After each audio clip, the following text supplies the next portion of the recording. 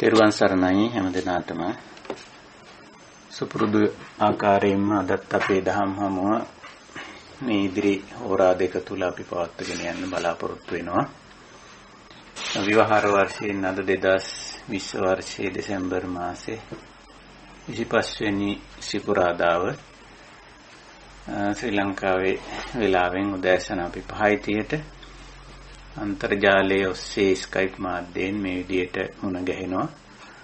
මේ දහම් හමුව සඳහා අදත් සුපුරුදු අපේ කල්යාණ මිත්‍ර පිරිස පූජනීය ස්වාමීන් වහන්සේලා මෙහිණින් වහන්සේලා ඇතුළු කල්යාණ මිත්‍ර පිරිස දහම් හමුව සඳහා සම්බන්ධ වී සිටිනවා, එකතු වී සිටිනවා.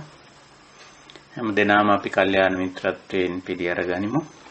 අපි දහම් හමුව ආරම්භ කරමු වෙනද වගේම පළමුවෙන් මේ උතුම් ශ්‍රී සද්ධර්මය අවබෝධ කරගෙන අප කෙරෙහි ලෝක සත්‍යය කෙරෙහි අප්‍රමාණ කරුණාවෙන් දේශනා කොට වදාළ තථාගත බුදු පියාණන් වහන්සේ ගෞරවයෙන් සිහි කරගෙන নমස්කාර පාඨයේ තුන් වාරයක් කියලා සම්බුද්ධ වන්දනාවෙන් දහම් හමුව ආරම්භ කරමු. නමෝ තස්ස භගවතෝ අරහතෝ සම්මා සම්බුද්දස්ස නමෝ තස්ස භගවතෝ අරහතෝ සම්මා සම්බුද්දස්ස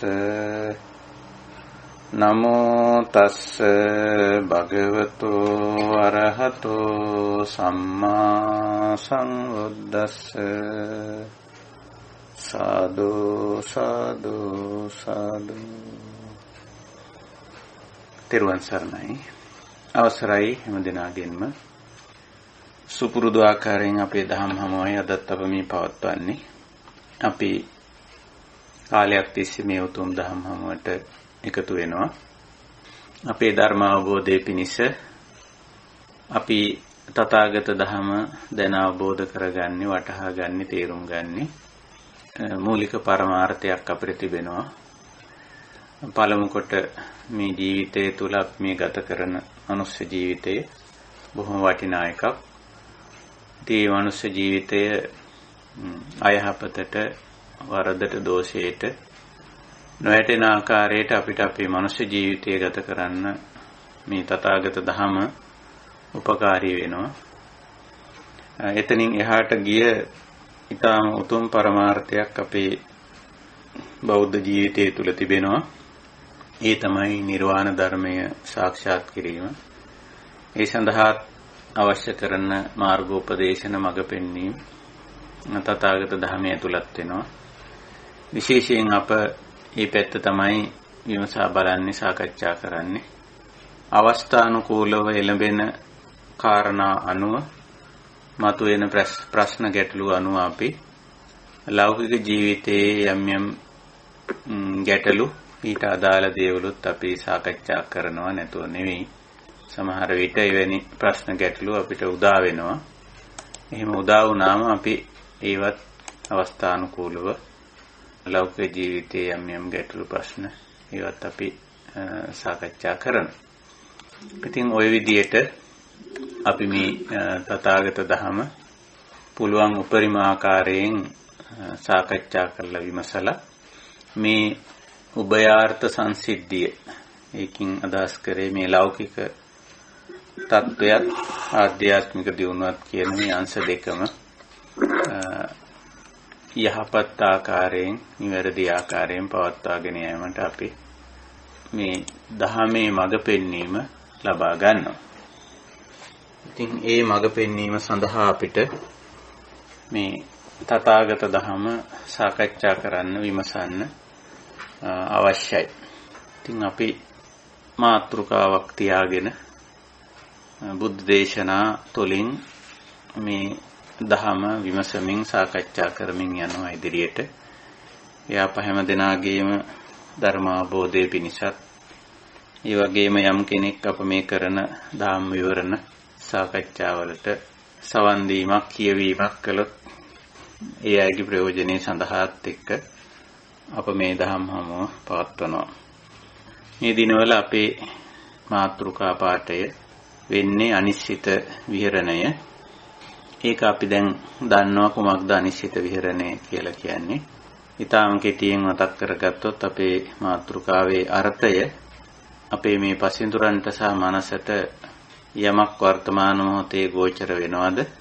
එහෙම නැත්නම් අතීතයේ ගෝචර වෙලා ඒවා අපේ සංඥා ස්කන්ධේ පවතිනවද?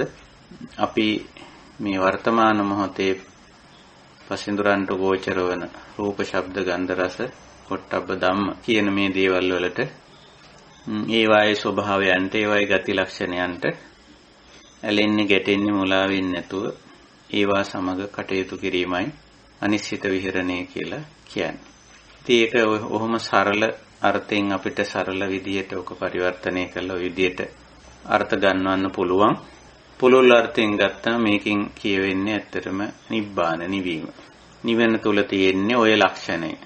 නිවුණු සැනසුණු පුද්ගලෙක් මේ ලෝකේ අනිත්‍ය දකින්න කියන හැම දෙයක්ම දකිනවා. අහන ඇහෙන හැම දෙයක්ම ඊයටත් ඇහෙනවා. සමහර විට නාසයෙන් දිවෙන් කයෙන් සෙසුවයි විඳින දේවල් තමයි රහතන් වහන්සේ කෙනෙක් නැත්තම් නිවුණු සැනසුණු කෙනෙකුත් විඳින්නේ. 아무තු දේවල් නැහැ. රහතන් වහන්සේ කෙනෙකුට සුවිශේෂ වටපිටාවක් සකස් වෙලා නැහැ කොහෙවත්. සකස් කරගෙන හිටිය හැකි ටිකක් දුරට නම් 100% සුවිශේෂ තැනක් ගොඩනැගෙන්නේ නැහැ. මේ දැකීම්, ඇසීම්, විඳීම් තුලින් වැටහෙන්නේ මේ දේවල්ම තමයි.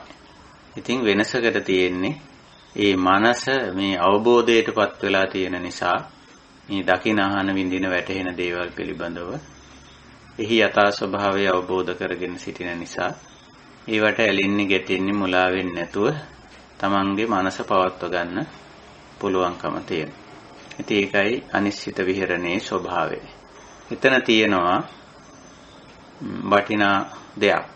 ඒක තමයි අපේ දහමෙන් අපි ලබා ගන්න අවසාන ප්‍රතිඵලය. ඇලුනොත්, ගැටුනොත්, මුලා වුනොත් තමයි මේ දුක කියන එක. කෙලෙස් ඇලීම, ගැටීම, මුලාවට කියන්නේ කෙලෙස් කියලා.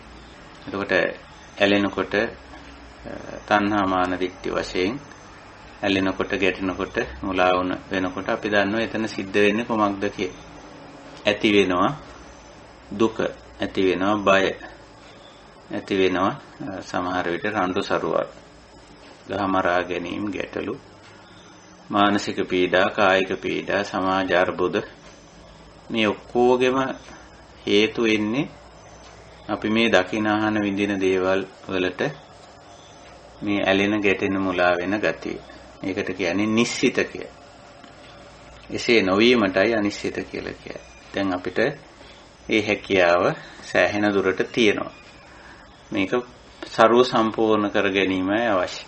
අපි අර යම් කිසි දෙයක් වාජනයක දාලා අපි ඒ වාජනෙන් ඒ දේ අයින් කෙරුවත් සමහර විට හේදුවත් ඒ වාජනේ ඒ ගඳ යන්තම් තියනවා සමහර වෙලාවට අපිට දැනෙනවා. 7-8 වර ඕදලා දැම්මා.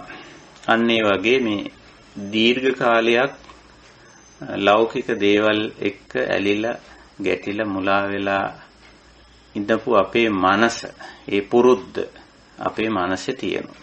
ධර්ම මාර්ගයට ඇවිල්ලා මේ ධහම තේරුම් අරගෙන මේ ධහම පුරුදු පුහුණු වෙන එක අපි ආරම්භ කළාට මොකද දැන් උනත් දවසේ වැඩි හරියක් අපි දවස ගත කරන දවස හවස් වරුවේ කල්පනාවට අරගෙන විමසලා බැලුවොත් ඒ දවසේ අපි වැඩිපුර ගත කරලා තියෙන්නේ මේ ධර්මය ඇහිීමට, ශ්‍රවණයට, ධර්ම මානසිකාරයට, භාවනාවට වඩා දවසේ වැඩි කාලයක් ලෞකික දේවල් සමග ගත කරලා තියෙනවා, කටයුතු කරලා තියෙනවා. ඇහින්, කනින්, නාසයෙන්, දිවෙන්, කයින් මේ ලෞකික දේවල් දැකීම, ඇසීම, විඳීම, වටහා ගැනීම කරනවා අපි. ඒවා ලෞකික අවශ්‍යතා සලකාම කරන වැඩ. ඒක මේ වැරදි කියනවා නෙමෙයි. නමුත් ලෞකික ජීවිතේ මේ අපි ගත කරන ජීවිතය තුළ ඒවා කරන්න සිද්ධ වෙලා තියෙනවා. අපි තව විදිහකින් කිව්වොත් ඒකට අපි කියන්නේ ධර්මතාවක් කියලා, ස්වභාවික දෙයක් කියලා. ඉතින් එහෙම දේවල් වලට හිත යොමු කරන්න සිද්ධ වෙලා තියෙනවා. ගත යොදන්න සිද්ධ වෙලා තියෙනවා. කැප වෙන්න වෙලා තියෙනවා. ඉතින්දී අපි කතා බහ කරන්නේ, සාකච්ඡා කරන්නේ, ගනුදෙනු කරන්නේ රහතන් වහන්සේලා එක්ක නෙමෙයි. බොහෝ විට අපිට වඩා දහමෙන්, විනයෙන්, පහළ මට්ටමේ සිටින සමහර විට කොහෙත්ම ධර්මයේ විනය ගැන තේරුමක් නැති ධර්ම මාර්ගයේ නොයන පිරිස් එක තමයි අපි වැඩිපුර කටයුතු කරන්නේ. සමහර විට ඉතින් ධම තුල කටයුතු කරන අයත් එක්කත් අපි වැඩ කටයුතු කරන. ඒ අයත් එක්කත් අපි ලෞකික දේවල් පිළිබඳව සාකච්ඡා විමසීම් ආදී දේවල් කරනවා නැතුව නෙමෙයි. ඒ අවශ්‍යතාවය යනවා. සමහර වෙලාවට බුදුරජාණන් වහන්සේ සමග පවා පුද්ගලයෝ ලෞකික දේවල් එක්ක කතා බහ කරලා තියෙනවා. බුදුහාමුදුරුවෝත් ලෞකික දේවල් පිළිබඳව සාකච්ඡා කරලා තියෙනවා. ඒ කියන්නේ මේ ජීවිතේ පැවැත්මට අවශ්‍ය කරන යම් යම් දේ. දැන් උදාහරණයක් ගත්තොත් සරලම උදාහරණයක් ජීවිතයට අවශ්‍ය මූලික අවශ්‍යතා 4ක් බුදුදහමේ පෙන්නනවා. චීවර, පිණ්ඩපාත, සේනාසන, ගිලහන ප්‍රත්‍ය කියලා පාලි භාෂාවෙන්. ඇඳුම්, ආහාර, නිවාස, ඒ වගේම අනිකුත් අවශ්‍ය බෙහෙත් ආදී භාණ්ඩ හා සේවා. ওই විදිහේ කොටස් 4කින් ඉදිරිපත් කරනවා ජීවිත පැවැත්මට අවශ්‍ය කරන දේවල්. දැන් අපි දවසේ ඕවා ගැන කතා කරන්නේ නැද්ද? දැන් ආහාර ගැන කතා කරන්නේ නැද්ද අපි? කතා කරනවා. රහතන් වහන්සේ කෙනෙක් වුණත් දවසකට සැරයක්වත් ආහාර ගැන හිතනවා. ආහාර ටිකක් හොයාගෙන යනවා. එහෙම නැත්නම් කාගෙන් හරි ඉල්ල ගන්නවා. කොහොම හරි තමන් ආහාර සම්පාදන ක්‍රියාවලියට හිත යොමු කරනවා. ගත යොමු කරනවා. ඒ සඳහා ක්‍රියාකාරී වෙනවා.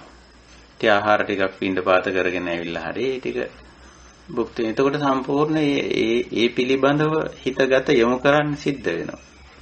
දැන් ওই විදිහට ඇඳුමක් අඳිනකොට, ඇඳුමක් හොදනකොට, ඇඳුමක් මහනකොට, ඇඳුමක් මිලදී ඔය වගේ වැඩ අපි කරනවා. ඇඳුම්, නිවාස. එක්ක අපි ගෙයක් හදනවා වෙන්න පුළුවන්. එහෙම නැත්නම් හදමින් යනවා වෙන්න පුළුවන් දැනට. එහෙම නැත්නම් හදාගත්ත වාසය කරන නිවාසයේ වුණත් උදේ නැගිටලා අතුපතු ගන්නවා, පිරිසිදු කරනවා, පවිත්‍ර කරනවා, ඒව නඩත්තු කරනවා. ඒව කරනවනේ. ඒව කරන කවුරුත් ඒව කරනවා. අපේ පැවිදි ඇත්තන්ගේ ඒවයි පවා කෙලින්ම වත කියලා ඒව සඳහන් වෙලා තියෙනවා. ඊළඟට වෙනත් අවශ්‍ය කරන භාණ්ඩ හා සේවා ගිලානුපච්චේ බේසජ්ජ පරික්කාර කියන 4 වෙනි ප්‍රත්‍යයෙන් ඉගැන්වෙන්නේ ඒව. සෙසු අත්‍යවශ්‍ය වූ භාණ්ඩ හා සේවා. ඉතින් ඒවත් අපි නඩත්තු කරනවා, පවත්වාගෙන යනවා. ඉතින් ওই ටික කවුද නොකරන්නේ? කාටද ඕවා නොකර ජීවත් වෙන්න පුළුවන්කම තියෙන්නේ? බෑ. ඉතින් ওই ටිකට හිත යොමන්න වෙනවා. ඕවා ඉතින් දිවි පැවැත්මට අවශ්‍ය කරන ලෞකික දේවල්. ඉතින් එතකොට අපි ඒවයි නිරත වෙනවා. උතනින් තව ටිකක් එහාට ගියොත් පිළිහිලා බැලුවොත් පුද්ගල සම්බන්ධතා, ඥාති සම්බන්ධකම්, මිත්‍ර සම්බන්ධකම් ඒවත් පවත්වනවා. ඉතින් ඒව පවත්වන්න සිද්ධ වෙලා තියෙනවා. අපි තනි පුද්ගලයෝ නෙවෙයිනේ, කණ්ඩායම් වශයෙන් ජීවත් වෙන්නේ. මිනිස්සු රැලක් හැටියට, කණ්ඩායමක් හැටියට ජීවත් වෙන සත්ව කොට්ටාසයක් අපි. ඉතින් සෙසු අය, ඥාති හිත මිත්‍රාදීන් එකට සේවය කරන අය මේගොල්ලෝ ගැන කතා බහ කරනවා. ඒගොල්ලන්ගේ අවශ්‍යතා ඉෂ්ට සිද්ධ කරලා දෙන්න උත්සාහ කරනවා. එහෙම දේවලුත් තියෙනවා. ඉතින් ওই විදිහට අපි ලෞකික දේවල් කියලා කොටසක් අපි ලෞකික කියලා වට කියන්න පුළුවන්. එහෙම දෙයක් කරනවා. නමුත් ඇත්ත වශයෙන්ම දැන් අපිට පුළුවන්කම තියෙන මේ දේවල් අපේ මේ ධර්ම මාර්ගයේ කරන කියන දේවල් හැටියටම, දහම පුහුණු කිරීමක් හැටියටම, නැත්නම් තවත් විදියකට කිව්වොත් මේවා භාවනා කමටහන් විදියට කරගෙන යන්න පුළුවන්. බුදුරජාණන් වහන්සේ එහෙම හඳුන්වා දීලා තියෙනවා. දැන් ඔය අපි මුලින් කතා කර සිව්පසේ පරිභෝජනය කරනවා කියන එක, ආහාර, නිවාස, ඇඳුම්, බෙහෙත්, භාණ්ඩ හා සේවා, ඉපයීම, පරිභෝජනය, පරිහරණය, බෙදා හදා ගැනීම ඇතුලේ ප්‍රත්‍යවේක්ෂාවක් කියලා තියෙනවා. ප්‍රත්‍යවේක්ෂාව. එතකොට මේ ප්‍රත්‍යවේක්ෂාව කියන එකෙන් අදහස් කරන්නේ කිසියම් වාක්‍යයක් කියවීමක් නෙවෙයි. ඒ දේ නුවණින් ප්‍රඥාව මෙහෙवला කරන. ඒ කරන දේ සීලයට, සමාධියට, ප්‍රඥාවට ඇතුල් කරගන්න. අපි ආහාර ගන්නවා, නැත්නම් ඇඳුම්, නිවාස, බෙහෙත් ආදී දේවල් පිළිබඳව කෙනෙක් කියන්න පුළුවන් ඒවා ලෞකික දේවල් කියලා. ප්‍රශ්නයක් නෑ. අපි ඒවා සීලයට සමාධියට ප්‍රඥාවට දාගන්න. ඔය ප්‍රත්‍යවේක්ෂාවේ තියෙන ඒ කාරණේ. පටිසංඛායෝනිසෝ කියලා පටන් ගන්න. ඒ අපේ ප්‍රත්‍යවේක්ෂාව. නුවණින් විමසා කරන දේ ආහාර ගැනීම සීලයට දාගන්නවා අපි. ඒ මොකද්ද?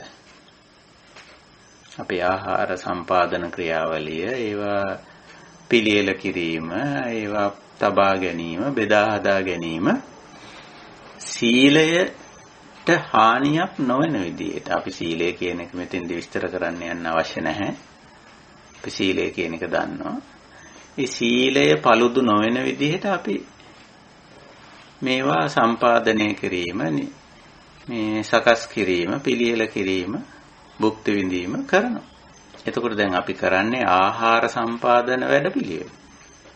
නමුත් ඒක ඇතුලේ අපි සීලය පවත්වා ගන්න. ඊළඟට ඒ ක්‍රියාව ඇතුලේ සමාධිය බිඳගන්නේ නැහැ. සමාධි කියලා කියන්නේ කුසල් සිත්නේ. කුසල් සිතනේ, කුසල චිත්ත ඒකාග්‍රතාවනේ සමාධි කියන්නේ. කුසල් සිත බිඳගන්නේ නැහැ. ඒ කියන්නේ කවුරුවත් එක්ක තරහක්, වෛරයක්, කමනාපයක්, ක්‍රෝධයක් ඇති කරගන්නේ නැහැ. ඒ ක්‍රියාව ඇතුලේ.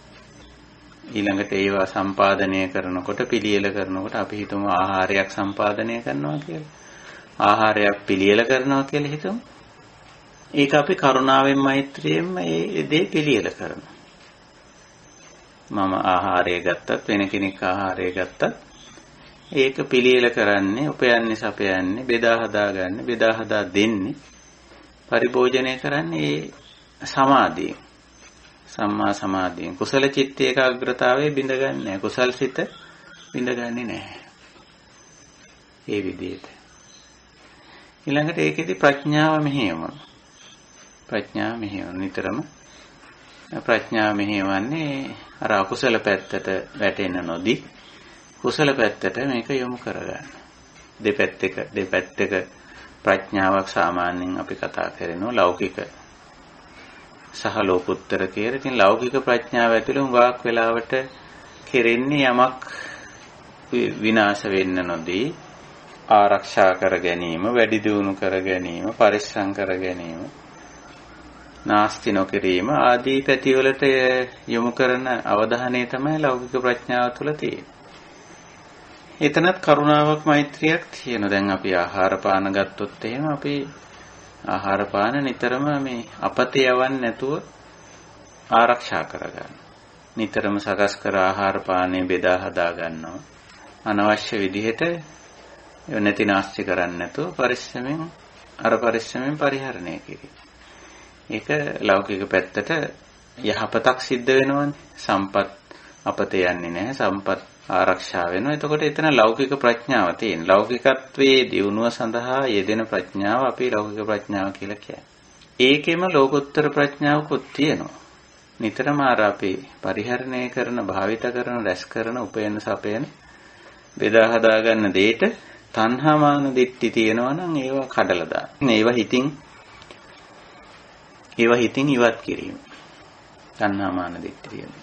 මොකද ඒවට ඔය ලෞකික දේවල් අපි උපයන, සපයනකොට ඒවට එහෙම අයිතිවාසිකමක් කියන ගතියක්, හිතින් බැඳෙන ගතියක්, ඒ ලක්ෂණේ එනවා. ඉතින් ඒවා අපි ක්‍රමයෙන් ඉවත් කරනවා. ලෝකෝත්තර ප්‍රඥාවේ ස්වභාවය එහෙමයි. එතකොට අන්න මේ අනිශ්චිත ස්වභාවයකටපත් වෙනවා අපි. අපි මේ බැලුමට ලෞකික වැඩවල යෙදෙනවා කියලා අපිට පේනවා. මතු පිටින් බලපුවාම මේ භාවනා යෝගීනොත් කනවා බොනවා, ගෙවල් දොරවල් හදනවා, යාන වාහන පරිහරණය කරනවා, රැකී ආරක්ෂාවල් වල යෙදෙනවා, යුතුයකම් කරනවා, වගකීම් දරනවා. ඒක ඇත්ත. ඉතින් ඒ වුණාට ඒවයි ඇතුළතින් ඒවත් එක්ක තියෙන බැමි කැඩිලා තියෙන. බන්ධන ලිහිලා තියෙන. තණ්හා නිරෝධ වෙලා තියෙන. අන්නේ තණ්හා නිරෝධ වුණු තත්වයේ තමයි අපි මේ අනිශ්චිතෝ කියලා කියන්නේ. ඒකත් එක්ක තියෙන බැඳීම නැහැ. අවබෝධයටපත් වෙලා. ඉතින් ඔතෙන්ට ආවම තමයි අපි මේ අනිශ්චිත විහරණේ නැත්තම් නිබ්බාන නිවීම කියලා කියන්නේ. දුක්ඛ නිරෝධ කියලා කියන්නේ ඒ తত্ত্বය. ඉතින් ඔන්නොතෙන්ට එන්න තමයි අපි මේ දහම් හමු ධර්ම සාකච්ඡා ආදී පවත්වන්නේ. අපි මේ වන විට තෝරාගෙන තියෙන සූත්‍ර දේශනාව ඔස්සේ අදත් අපි තව ටිකක් ඉදිරියට යමු.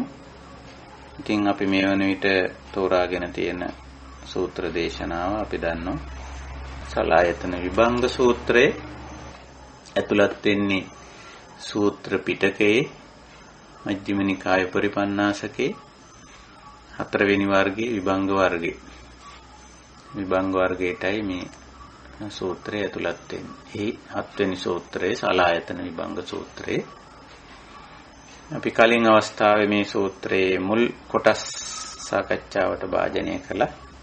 බුදුරජාණන් වහන්සේ තමන්ගේ ශ්‍රාවක පිරිස අමතල කරන දේශනාවක් මේ සූත්‍රයේ.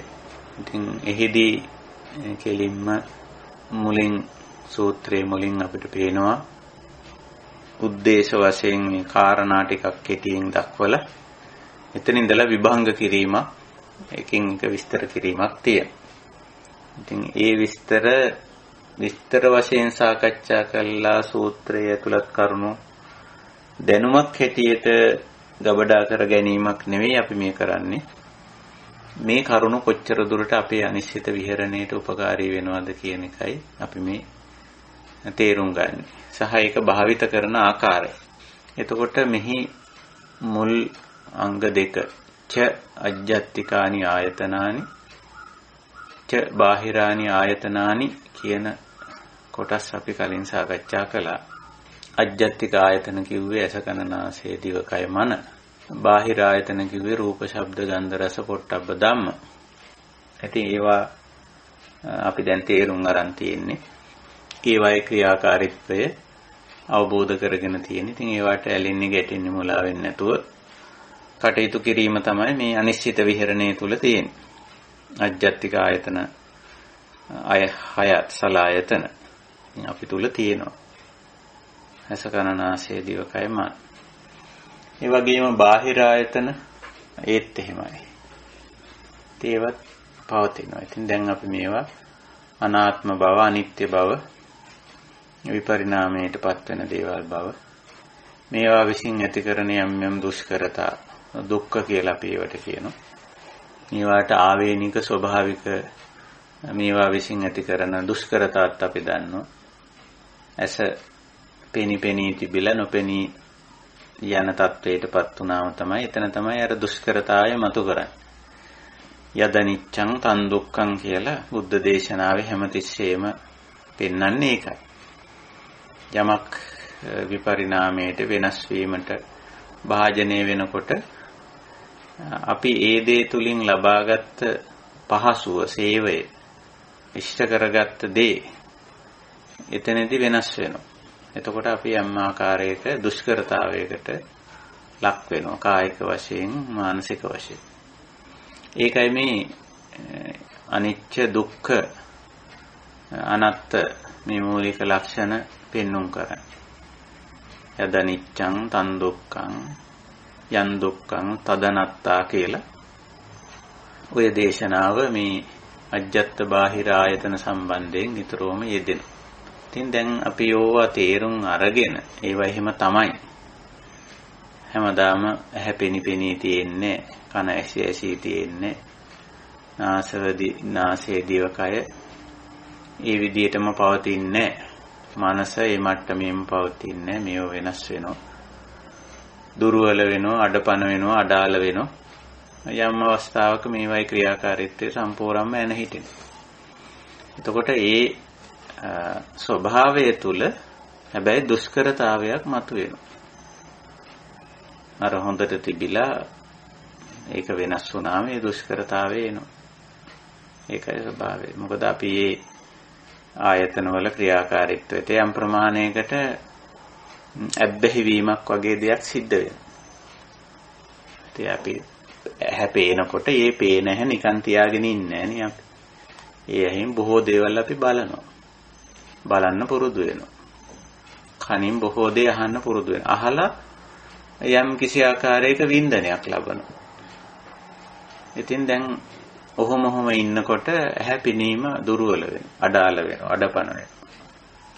එතකොට මොකද වෙන්නේ? අර අපි ඇහින් බලලා ලැබුව වින්දනය, කනින් අහලා ලැබුව වින්දනය, නාසයෙන් දිවෙන් කයෙන් ලැබුව වින්දනයට බාධා වෙනවා. අන්න ඒක තමයි අපිට මේ දුෂ්කරතාවයක් හැටියට, දුකක් හැටියට හැඟෙන්නේ. එතන එක්තරා දුෂ්කරතාවයක් නැතුව නෙමෙයි. දැන් අපි ශරීරය ගත්තොත් අපි වයස 50 විතර පැන්නම ශරීරය හුඟක්ම අඩාල අඩපණ වෙනවා. අපිට ඕන හැටියට ක්‍රියා කරන්න බැරුව යන ශක්තිය නැතුව යන. නමුත් අපේ හිතේ තියෙනවා මේ දේවල් කරගත්තොත් හොඳයි, කරන්න ඕන කියලා. බාහිර දේවල් කෙසේ වෙතත් සමහර වෙලාවට අපේම ශාරීරික කෘත්‍යයන් ටික පවා කරගැනීමේ නොහැකිතාවයන් පැන නගිනවා. ඔක හොඳටම ඔප්පු වෙන අවස්ථාවක්. වයසට යන්න ඕනේ. ඕනම වයසකදී ලෙඩ වෙනවනේ. මේ ලෙඩ වුණාම මේ දුක්ඛ කියන ලක්ෂණය, දුෂ්කරතාවය කියන එක අපි අත්විඳින. ඉතින් මේවා ස්වභාවික දේවල්, ධර්මතා කියලා අපි ඔකට කියන්නේ. ධර්මතා, රූප ධර්ම වලට උරුම ගති ලක්ෂණ. ජරාවටපත් වීම, ව්‍යාධියටපත් වීම, මරණයටපත් වීම. ඉතින් ඒව තුලින් යම් යම් දුෂ්කරතා පැන නගිනවා. ඒකයි ඒවා දුක්ඛං කියන වචනේන හඳුන්වලා තියෙන්නේ. අනිච්චං වෙනස් වීම දුකක් කියලා. ඒකයි. ඒ ජරාවටපත් වීම දුක, ජරාපි දුක්ඛෝ, ව්‍යාධි ලෙඩවීම දුක්ඛෝ, මරණම්පි දුක්ඛං කියලා. ඔහොම අර ඒ හැම එකකින්ම දුෂ්කරතාවයක් මතු කරන නිසා ඒවා දුක්ඛං කියන වචනේ හඳුන්වලා තියෙනවා. නමුත් ඒවා පස්සේදී අපි තේරුම් ගන්නවා ජරා ධම්මෝ, ව්‍යාධි ධම්මෝ, මරණ ධම්මෝ කියලා. එතෙන්ට එනකොට අර ඒක උගන්වන්නේ බුදුදහමේ විතරයි. ජාතිපි දුක්ඛෝ, ජරාපි දුක්ඛෝ කියන එක බුදුදහමේ ඉගැන්වීමක් නෙමෙයි. ඒක හැමෝම දන්නවා. කාටත් ඒක දුෂ්කරයි. ඕන කෙනෙක්ගෙන් අහලා බලන්න. බෞද්ධ වෙන්න ඕනේ නැහැ. ජරා ව්‍යාධි මරණ වලින් දුෂ්කරතා එනවා නේද කියලා. එන නිසානේ ඔය ඒවා පස්සට දාගන්න, ඒවයින් ගැලවෙන්න එක එක පරිේෂණ, විමර්ශන ක්‍රමවේද හොයන්. ඒක කවුරුත් දන්නේ.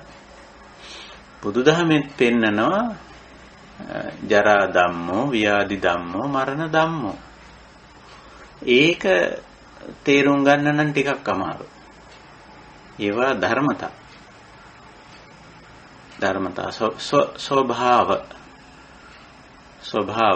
ස්වභාව කියන්නේ මේ රූප ධර්ම වල ස්වකීය භාවය. තමන්ගේ හැටි, රූප ධර්ම වල හැටි. නාම ධර්ම වල ස්වභාව. ජරාවට, ව්‍යාධියට, මරණයටපත් වෙන එක. ඒකයි අපි ඔය ස්වභාව ලක්ෂණ මූලික වශයෙන් 5ක් විතර පෙන්නන්නේ. අනිච්ච, අනත්ත, විපරිණාම, සමුදය, වය, පටිච්ච සමුප්පන්න. ඔය අතර දුක්ඛක් තියෙනවා ස්වභාවයක් හැටියට. ඉතින් ඒක හැබැයි මේ දැනුනොත් විතරයි. නොදැනුනොත්, විඳින්නේ නැති අවස්ථාවක ඒක ස්වභාවයක් හැටියට සැලකෙන්නේ නැහැ. එහෙම සැලකෙන්නේ නැහැ. අනිත් එක ඒක ඔය සමහර ස්වභාව ලක්ෂණ සත්‍යයට විතරක් සුවිශේෂයි. විශේෂයෙන් දුක්ඛ ලක්ෂණේ සවිඥානික සත්වයකට පමණයි අදාළ වෙන්නේ. එහෙම නැති කෙනෙකුට ඒක දුක්ඛ ලක්ෂණයක් හැටියට සැලකෙන්නේ නැහැ. දැන් ගහක් වයසට යන එක නැත්තම් ගහකටත් අපිට ඔය ජරා ව්‍යාධි මරණ ධර්මතා තුන ගහකත් අපිට දකින්න පුළුවන්, පෙන්වන්න පුළුවන්. ඒ වුණාට ඒක ගහට ගහ දි รา පත් වීම ගහට දුකක්ද? ගහ ලෙඩ වෙනවා සමහර වෙලාවට. ඒක ගහට දුකක්ද? ගහ මැරිලා යනවා. ඒක ගහට දුකක්ද? ඒක එහෙම දුෂ්කරතාවයක් හැටියට සංජානනය වෙන්නේ නැහැ ගහට. මොකද ගහ සවිඥානික නොවන නිසා. ඉතින් මේ ධර්මතා දුක් බවට පත් වෙන්නේ සවිඥානික සත්‍යයන්ට. ඒ ධර්මතාව දැනෙනවා නේ. ඒකයි ස්වභාවය. ඉතින් ඕක දැනෙන ප්‍රමාණයට ඇත්තටම දැන් සරල උදාහරණයක් ගත්තොත් දැන් සතුන්ගේ අපි දැකලා තියෙන තමන්ගේ රැළේ ඉඳපු සතෙක් මැරුණම ඒගොල්ලෝ පොඩි වෙලාවක් ඒකට යම් ප්‍රතිචාරයක් දක්වන. ඒවට ආකාර කැවෙනවා. ඒගොල්ලෝ දුකක් වගේ යමක් ප්‍රකාශ කරන බවක් පේනවා. හැබැයි ඒක ටික වෙලාවකින් ඉවරයි. හැබැයි අපි කොහොමද? අපිත් එක්ක ඉඳලා මැරිච්ච අය, හදිසි අපෙන් වෙන් වෙලා ගිය අය සම්බන්ධයෙන් අප්‍රමාණ කාලයක් මතක් කර කර දුක් වෙනවා. සමහරු මුළු ජීවිත කාලයම ඒ දුක් වෙන ගතිය තියෙනවා. එතකොට අර පියෙහි විප්පයෝගෝ ප්‍රිය පුද්ගලයාගෙන්, ප්‍රිය දෙයකින්, ප්‍රිය තැනකින්, ප්‍රිය වැඩයකින් අයින් වීම පිළිබඳව ඒක අපිට දැනෙන එක ඇත්ත. නමුත් මොකද මෙච්චර කාලයක් මේක අල්ලාගෙන දුක් විඳින්නේ නැවත. එතන තියෙන්නේ ඇත්තටම ඒකට අපි කියන්නේ සංඛාර දුක්ඛය කියලා. අර ඒ මොහොතේ පුද්ගලයාගෙන් වෙන්වීම, ඒ ප්‍රිය දෙයින් වෙන්වීම ස්වභාවික දෙයක්. ඒකෙන් ඇති කරන දුෂ්කරතාව එතෙන්දී ඇත්ත. නමුත් ඒක පස්සේ දිගට මතක් කර දුක් වෙන එක එක්තරා අවිද්‍යාත්මක ගතියක්, මෝඩ ගතියක්. ඉතින් මිනිස්යාට තියෙන ඔය ලක්ෂණේ. මේ සංඛාර දුක්ඛය ගොක් වෙලාවට මිනිස්සු සකස් කරගන්න හිතින්. තණ්හා මාන දිට්ඨි නිසා කරගන්න දෙයක් ඒක. සතුන් ඒක හුඟක් අඩුවෙන් කරගන්නේ. ගහකොළට ඇත්තේ නැහැ. මොකද ගහකොළ සවිඥානික නොවන නිසා. හැබැයි අපි තුන්ගොල්ලම ජරාවටපත් වෙනවා, ලෙඩ වෙනවා, මරණයටපත් වෙනවා. ඒකයි. ගහකොළ වලට පිය විප්පයෝග, අප්පිය සම්පයෝග කියලා දෙයක් නැහැ. ඉච්ඡා අලාභ කියලා දේවල් නැහැ. සමහර විට සජීවී සතුන්ට ප්‍රිය විප්පයෝග, අප්පිය සම්පයෝග, ඉච්ඡා අලාභ මේවා තියෙනවා. මිනිස්සුયો ගත්තම තිරිසන් සතුන්ට වඩා මිනිස්සුયો පංච උපාදානස්කන්ධ දුක්ඛය විඳිනවා. පංචස්කන්ධයට උපාදාන වීම සාපේක්ෂව අපිට පේනවා සතුන්ට වඩා මිනිස්යන්ගේ වැඩි. ඉතින් මේ විදිහට මේ ධර්මතා අපි අවබෝධ කරගත්තොත් අපිට පුළුවන්කම තියෙනවා මේ ධර්මතා අර දුක්ඛෝ කියාගෙන ආපු දේවල් ධම්මෝ කියලා ධර්මතා හැටියට තේරුම් ගන්න පුළුවන්කම තියෙනවා. එතෙන්ට આવොත් තමයි අපි අනිශ්චිත වෙන්නේ. එහෙම නැත්නම් අනිශ්චිත වෙන්න අමාරුයි.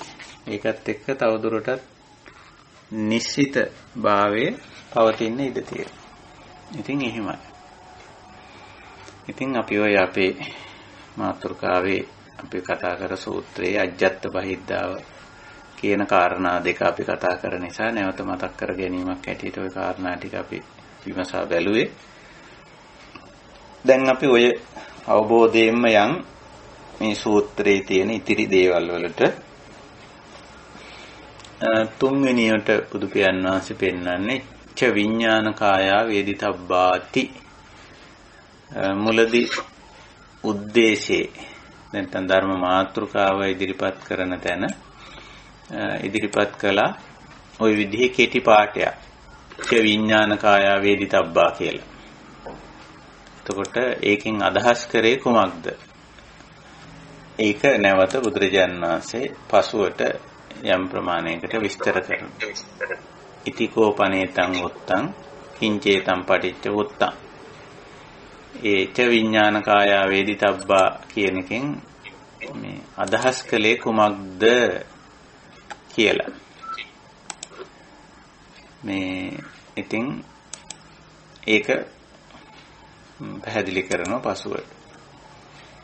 කොහොමද ඒක පැහැදිලි කරන්නේ? චක්ක විඥානං, සෝත විඥානං, ගාන විඥානං, ජීවහා විඥානං, කාය විඥානං, මනෝ විඥානං.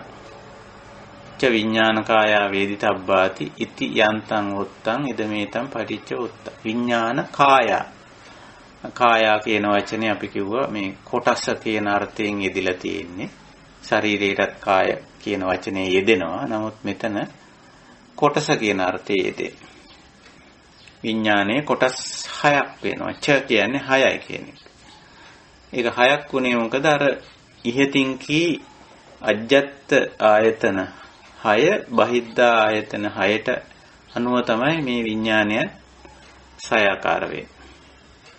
ඒතකොට චක්කු විඥානං කිව්වේ අර චක්කායතනේ ඇහැ ඇසුරු කරගෙන ඇහැ හරහා ක්‍රියාත්මක වීම මනස. ඇහැ ඉස්සරහට එන රූපය පිළිබඳ යම්කිසි අවදිමත් භාවයක් ඇති වෙනවා. අවදි වීමක්.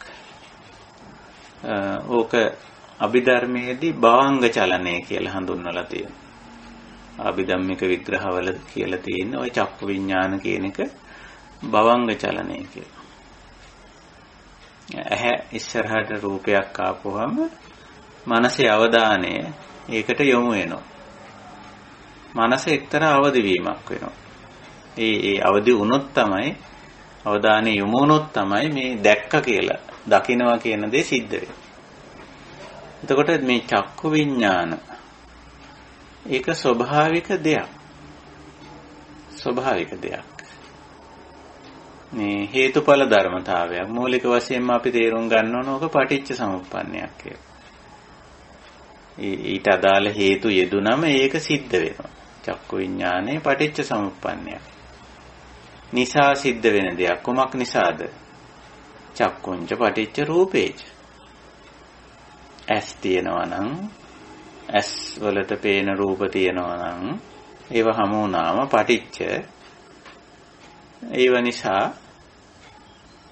චක්කු විඥාන කියන ස්වභාවය ඇති වෙනවා. ඒ කියන්නේ මනසේ අවධානය ඒකට යොමු වෙනවා. අනිත් ඉන්ද්‍රියනොත් එහෙමයි.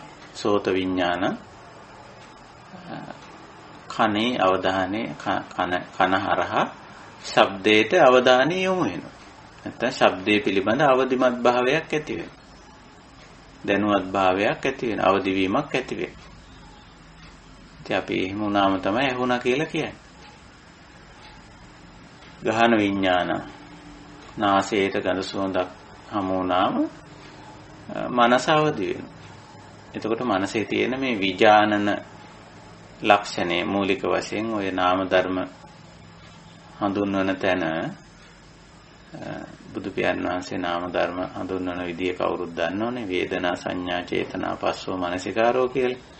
එතකොට එතන විඥානයක් ගැන කතාවක් නැහැනේ. නමුත් එතන සංඥා කියන වචනේ තියෙනවා. දැන් මේ සංඥාවේම වර්ධනීය අවස්ථාවක් තමයි විඥාන කියන්නේ. සංඥා කියන්නේ යමක් සංජානනය කර ගැනීමේ මූලික හැකියාව තියෙන නාම රූපේ තුල. හැබැයි ඇහැ නැත්තම් කන නැත්තම් ඒ ඉන්ද්‍රයන්ගේ ප්‍රසාද ගුණය ඇති වෙන තාක් ඇති නොවන තාක් ඉන්ද්‍රයන්ගේ ප්‍රසාද ගුණය ඇති නොවන තාක් විඥාන පහළ වීමක් නැහැ. විඥානනය වීමක් සිද්ධ වෙන්නේ නැහැ. ඒකයි මේ විදිහට විඥානය සයාකාරයකින් ඉදිරිපත් කරන්නේ. එතකොට අපි හිතනවා මේ විඥානය කියන්නේ මොකද්ද?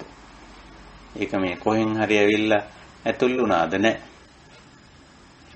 අර සංඥාවම එක්තරා විදිහකට වර්ධනය වීම. ඉතින් ඔය විඥානයේ හරි බරපතල විදිහට වර්ධනය වීගෙන යනවා. ගිහිල්ලා අන්තිමට විඥානය අර නාම රූපය මෙහෙවන්න හසුරවන්න පටන් ගන්නවා. ඒක මම උදාහරණයකින් කියන්නේ නිතරම. දැන් අපි අතර ඉන්නවා මේ දේශපාලඥයෝ කියලා කොටසක් ඉන්නවා. දැන් මේගොල්ලෝ කොහෙන්ද එන්නේ? දේශපාලඥයා කියන එක්කෙනා කොහෙන්ද මේ එන්නේ? එහෙම මේ වෙනත් ලෝකයක ඉඳලා ඇවිල්ලා අපිව පාලනය කරනව නෙවෙයි. අපි අතරින්ම එක මිනිස්සෙක් තමයි දේශපාලඥයා බවට පරිවර්තනය වෙන්නේ.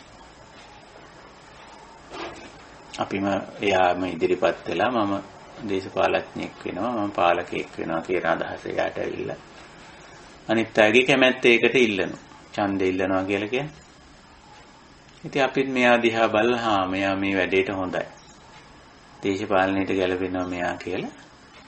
ඉතින් අර ඒකටපත් වෙන ක්‍රමයේ ඇතුලේ අපි මෙයාට ඒකට ඡන්දයක් දෙනවා. කැමැත්ත අපේ ප්‍රකාශ කරනවා. ඒකට ජනවරම කියන්නේ. ඉතින් එයා ඒක ලබා ගන්න කොහොම හරි. ඉතින් ලබා ගත්තයින් පස්සේ අර අපිත් එක්ක ඉඳපු සාමාන්‍ය මිනිස්සයා දැන් ටිකක් අමුතු මිනිස්සෙක් කියලා. දැන් එයාට බලේ තියනවා කියලා එයා කියන. අපිටම කියන අපි ඡන්දෙ දීපුව ඡන්දදායකයන්ට කියනවා. උඹලා මං කියන විදිහට වැඩ කරන්න ඕනේ ඉන්න ඕන කියලා එතන ඉඳලා. එයා ගන්න තීරණ වලට එකඟව අපි වැඩ කරනවා. ඊට පස්සේ අපිට අනවශ්‍ය අනිසි බලපෑම් කරන්න පටන් ගන්නවා එයා. මේ අපිත් එක්ක ඉඳපු මිනිස්සයා. 아무තු කෙනෙක් නෙමෙයි. ඉතින් යාටම අදාළව එයාගේ වාසියට ගැලපෙන විදිහට ව්‍යවස්ථා නීති රීති ඔක්කොමත් හදාගන්න. විධායක බලය ඔක්කොම Tamanට ගන්නවා. මේ අපිත් එක්ක නිකන් අපිත් එක්ක ඉඳපු මිනිස්සයා. දැන් මොකද වෙන්නේ? දැන් හමුදා පොලිසිය තියාගෙන දේශපාලන බලය තියාගෙන සමහර විට මැරෙව තියාගෙන දැන් මොකද වෙලා තියෙන්නේ? දැන් මේ අපිත් එක්ක අපි අතර ඉඳපු එක්තරා මිනිස්සෙක් මෙන්න අමුතු මිනිස්සෙක් වෙලා අමුතු බලයක් ආරෝපණය කරගෙන ඒක මනසිනුත් ආරෝපණය කරගෙන ඉතින් ඡන්ද දීපු ඡන්දදායකයම යට කරගෙන තලා පෙලාගෙන කටයුතු කරනවා. විඥානය කියන්නේ ඔන්නෝම දෙයක්. හරියට මම මේ උපමාවක් කිව්වේ උදාහරණයක්. නාම ධර්ම අතරේ තියෙන සංඥා කියන නාම ධර්මය. නාම කියන වචනේදී බුදුරජාණන් වහන්සේ පාවිච්චි කරේ එතන ඒවා මේ මට්ටමේදී නාම මාත්‍රිකයි. ඔය නාම මාත්‍රික කියන එක අපිට තේරෙනවනේ. ඔය සමහර නිලතලවලත් තියෙනවා නාම මාත්‍රික කියලා. මේ නමට විතරයි මොකක්වත් කරන්න බෑ. හැකියාවක් නැහැ. එතකොට නාමවල ලක්ෂණයත් ඒකමයි. වේදනා සංඥා චේතනා පස්සෝ මනසිකාරෝ ඉදං උච්චති බික්කවේ නාම. මේවා නිකන් නම් කරන්න විතරයි පුළුවන්කම තියෙන. ඒවයි ක්‍රියාකාරීත්වයක් පෙන්වන්න බෑ. හැබැයි රූප ධර්ම වර්ධනය වීමත් එක්ක විශේෂයෙන් ඇස කන නාසය දිව කය මේවා ක්‍රමයෙන් වර්ධනය වෙලා මේවායේ ප්‍රසාද ගුණය ඇතිවීමත් එක්කම අන්නර සංඥාවට ක්‍රියාත්මක වෙන්න පුළුවන් වෙනවා. සංජානන හැකියාව ක්‍රියාත්මක වෙනවා. ඒ ඥානන හැකියාව විශේෂයෙන් ක්‍රියාත්මක වෙනකොට විඥාන කියලා හඳුන්වනවා. ඉතින් ඒකට ආධාර වෙන උපකාර වෙන ඉන්ද්‍රිය පදනම් කරගෙන මේ අවස්ථාව හඳුන්වනවා. චක්කු විඥාන, සෝත විඥාන, ගාන විඥාන, જીවහා විඥාන, කාය විඥාන, මනෝ විඥාන කියලා. ඒකයි ඒවා කායා වෙන්නේ. කාය කියන්නේ කොටස් කියන එකයි. ඉතින් සයාකාරයෙන් ක්‍රියාත්මක වෙන්න පටන් ගන්නවා. දැන් අර අපිත් එක්ක ඉඳපු දේශපාලඥය බලයට ඇවිල්ලා മന്ത്രി වෙලා, ඇමති වෙලා, අගමැති වෙලා, ජනාධිපති වෙලා මෙන්න එක එක විදිහට ක්‍රියාත්මක වෙන්න පටන් ගන්න එක එක අංශවල. අන්න ඒ වගේ හරියට මේ සංඥා කියන නාම මාත්‍ර මේ ගතිය තමයි විඥාන බවට පත් වෙන්නේ. මොකක් අය වරදවා තේරුම් ගත්ත තැනක් තමයි උතන විඥානේ වෙන කොහෙන් හරි ඇවිල්ලා බැස ගන්නවා. නෑ සංඥාවේ වර්ධනීය අවස්ථාව විඥාන කියන්නේ. ඉතින් බුදුරජාණන් වහන්සේ මෙතෙන්දී වචනයක් පාවිච්චි කරනවා ච විඥාන කාය වේදිතබ්බා. අපි ඒක අවබෝධ කරගන්න ඕන. වේදේති කියන්නේ විද්දාතුව අවබෝධ කරගන්නවා කියන එක. වේදේති. වේදිතබ්බා අපිට දෙන අවවාදය ඒක. මේ අවවාද ටිකකින් මේ සූත්‍රය පටන් ගන්න. මේ සූත්‍රයේ මේ උද්දේශය තුල තියෙන ඔක්කොම අවවාද ටිකක් නේ. ච අජ්ජත්තිකානි ආයතනානි වේදිතබ්බා. ච බාහිරානි ආයතන වේදිතබ්බා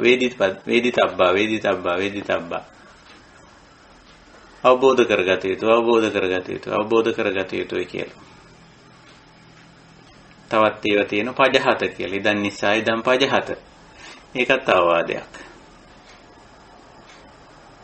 ඉතින් ওই විදිහ අවවාදට ඉතින් පටන් ගන්න.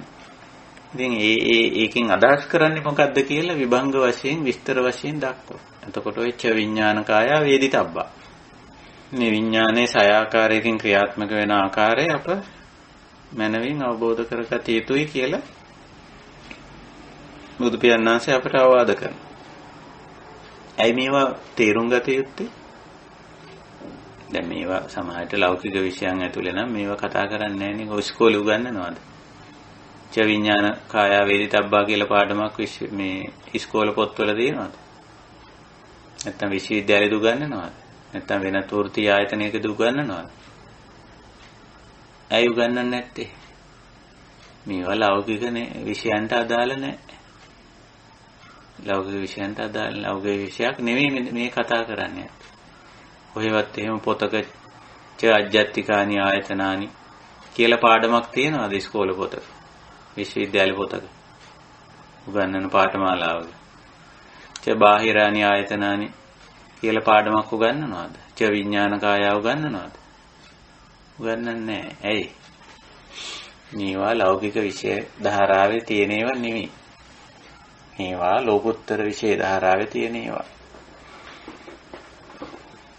ඇයි මේවා මේ පැත්තට වැටිලා තියෙන්නේ? මේ පැත්තට වෙලා තියෙන්නේ මේවා අවබෝධ කර නොගැනීම නිසා තමයි මේ ලෞකිකත්වයේ ඇතුලේ පටලැවිලි හැදෙන්නේ. එතකොට ලෞකිකත්වයෙන් මිදීමට නැත්නම් අපි ඒකට කියන ලෝකුත්තරත්වය කියලා. ලෝකුත්තරත්වයට යාමට මේ දේවල් අවබෝධ කරගන්නවා. ඒකයි ච විඥානකාය වේදිතබ්බා කියන්නේ. ඉතින් ඇහැට රූපයක් හමු වුණාම අර සංඥා විඥාන බවට හැරෙනවා. ඒකයි කිව්වේ මේ නාම රූපයේ තුලින්මයි විඥානය මතුවලා එන්නේ. අර තෙල්, තිරය, පහන, ගින්දර, ගිනි පුළඟුව ඕවා එකතු වුණාම අර පහන් දැල්ලක් කියලා එකක් මතුවලා එන්නේ. පහන් දැල්ල වෙන කොහෙන්වත් උස්සගෙන ඇවිල්ලා පහන් තිරය උඩ තිබ්බේ නෑනේ. හුඟක් අය විඥානය ගැන හිතාගෙන ඉන්නේ එහෙමයි. පහන් දැල්ල වගේ දෙයක් විඥානය. ඒක තුලින්ම මතුවලා එන එක. අර සංඥාවමයි අර ඇස කන නාසය දිවකය කියන ඒවායි චක්කු ප්‍රසාදේ ඇති වුණාම ඒ කියන්නේ ඇහි පේන ගතිය චක්කු ප්‍රසාදේ කියන්නේ කනේ ඇහෙන ගතිය. නාසයේ දැනෙන ගතිය. ඇති වුණාම ඔන්න චක්කු විඥානය ඇති වෙනවා. දැන් බලන්න පුංචි කාලේ උපංගමන් ළමයින්ට ඇස් තිබුණාට ඇස් පේන්නේ නැහැ. ඇස් වලින් මේ ඇස් නාභිගත වෙන්නේ නැහැ. අපි කියන්නේ ફોකස් වෙනවා වගේ. ඇස් ફોකස් වෙන්නේ ඒ කියන්නේ දෘෂ්ටිය නාභිගත වෙන්නේ නැහැ.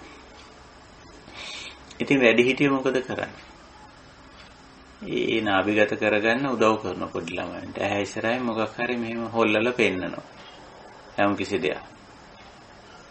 ඉතින් ළමයා පුරුදු වෙනවා අර ඇහැ ඉදිරියේ මව හෝ පියා මේ එල්ලන දේ නැත්තම් හොල්ලලා ඒ දේට ඇහැ යොමු කරන්න පුරුදු වෙනවා.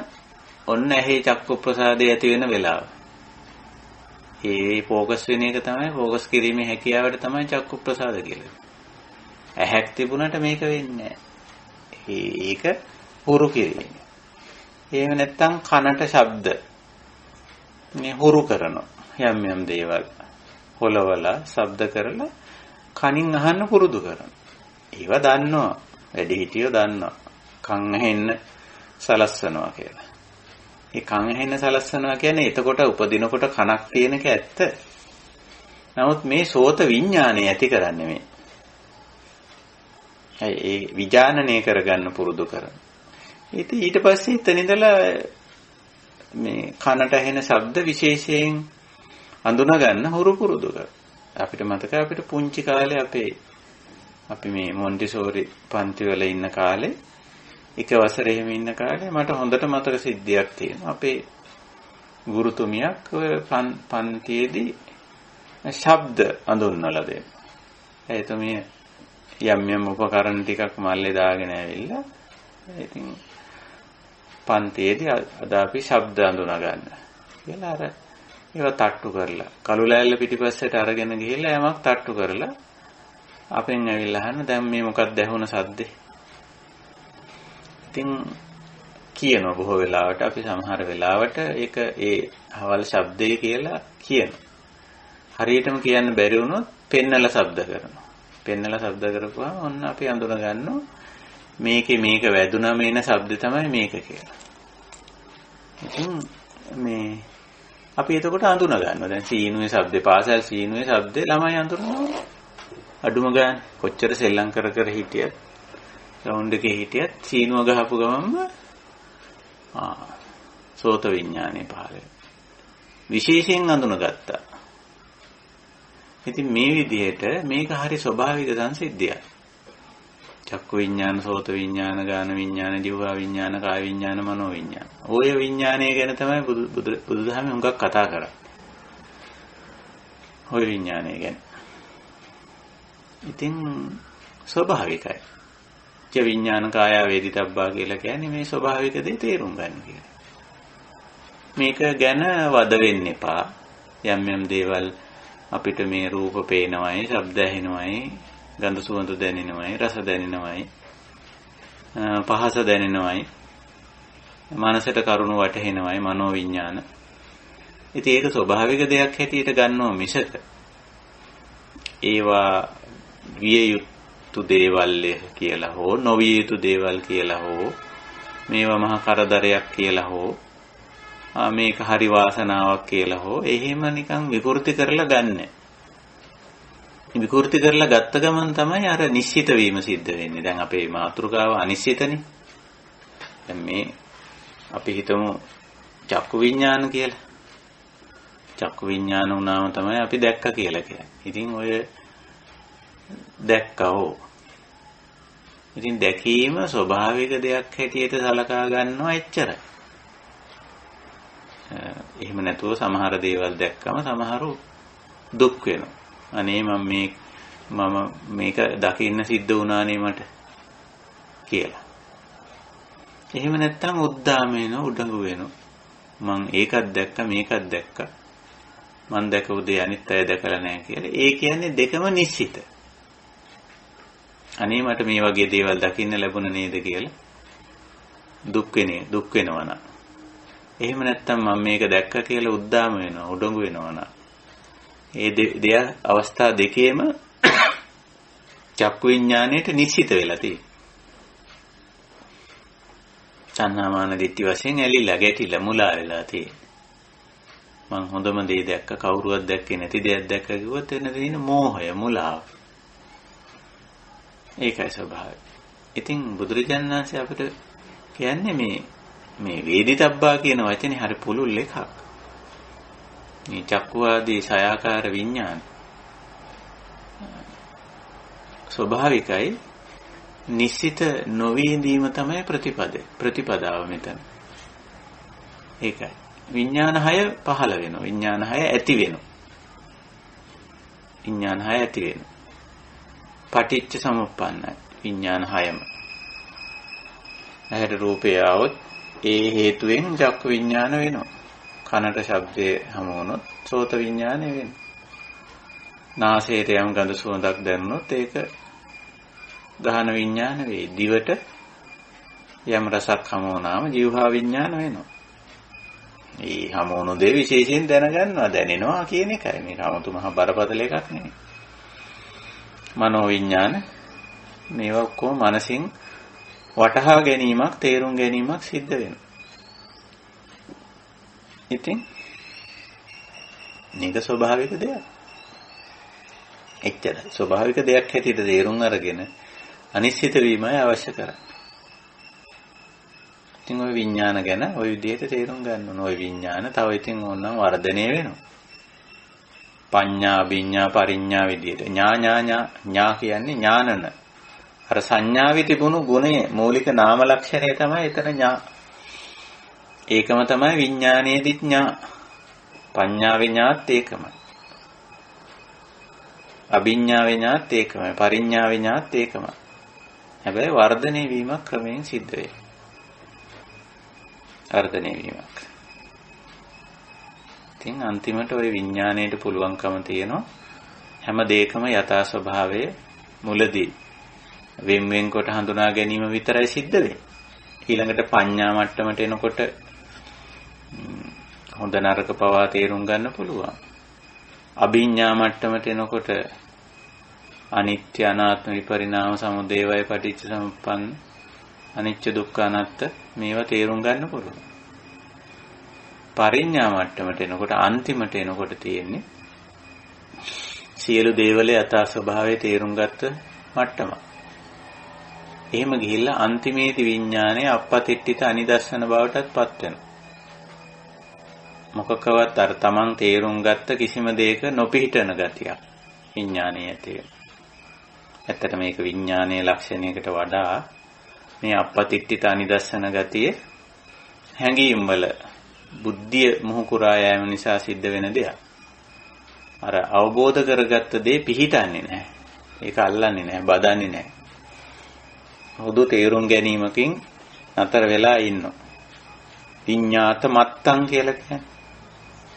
විඤ්ඤාත මත්තං කියලා කියන්නේ අපපතිට්ඨිත විඥාන තත්වය, අනිදස්සන විඥාන තත්වය. විඥානනේ වෙනවා නමුත් විශේෂයෙන් දැනගන්න දේ තණ්හා මාන දිට්ඨි වශයෙන් අල්ලගන්නේ. අනිශ්චිතයි කියන එකම. අපපතිට්ඨිත අනිශ්චිත අනිදස්සන. ඒ කියන්නේ ඒ ලක්ෂණය. විඥානය. තෙතෙන්ට දියුණු කරන්න පුළුවන් විඥානය. එතකොට ඉතින් විඥානය ගැලවිලා තියෙන්නේ. විමුක්ත වෙලා තියෙන්නේ. මිදිලා තියෙන්නේ. මේ විඥාණයෙන්ම ඒක කරන්න වෙන දෙයකින් නෙමෙයි. වෙන දෙයකින් කරන්න බෑ. ඒ ඔන්න ඔය විදිහට විඥානකාය වේදිතබ්බා කියලා මේ සලායතන විභංග සූත්‍ර දේශනාවේදී බුදු පියාණන් වහන්සේ අපිට දෙන අවවාදය. ඒකයි. ඊළඟ එකටත් අපි යමු. පස්සකාය වේදිතබ්බා ඉතිකෝපනේතං උත්තං. අර කෙටියෙන් කිව් එකෙන් අදහස් කරන්නේ මොකද්ද? කිංචේතං පටිච්ච උත්තං. කොමක් සඳහාද මම එහෙම කිව්වේ කියලා බුදුරජාණන් වහන්සේ ඒක පසුවට විස්තර කරනවා. චක්කු සම්පස්සෝ, සෝත සම්පස්සෝ, ගාහන සම්පස්සෝ, ජීවහා සම්පස්සෝ, කාය සම්පස්සෝ, මනෝ සම්පස්සෝ. පස්ස මං කිව්වේ ඔය කොහෙවත් ඉස්කෝලවල උගන්වන්නේ නැති පාඩම්. පන්ති වල උගන්වන්නේ නැති පාඩම්. කිසිම විද්‍යාවක ශාස්ත්‍රයක උගන්වන්නේ නැති පාඩම් මේක. සයාකාර පස්ස. මොකද්ද පස්ස කියන්නේ? ඒකත් අර නාම මාත්‍රික වශයෙන් තියෙන අවස්ථාවකුත් තියෙනවානේ. නාම මට්ටමේ වේදනා සංඥා චේතනා පස්සෝ මනසිකාරෝ අන්න එතන තියෙනවා. නාම මාත්‍රික වශයෙන් තියෙනවා. පස්සේ. එතෙන්දී අර සංඥාව වගේ තමයි කිසිම වැඩක් ක්‍රියාකාරී බවක් නැහැ. හැබැයි මේ පස්ස හෙවත් අරමුණක් අල්ලා ගැනීමේ හැකියාව මොකෙන්ද? මනසින්. තවත් විදිහකට කිව්වොත් හිතට ගැනීමේ හැකියාව.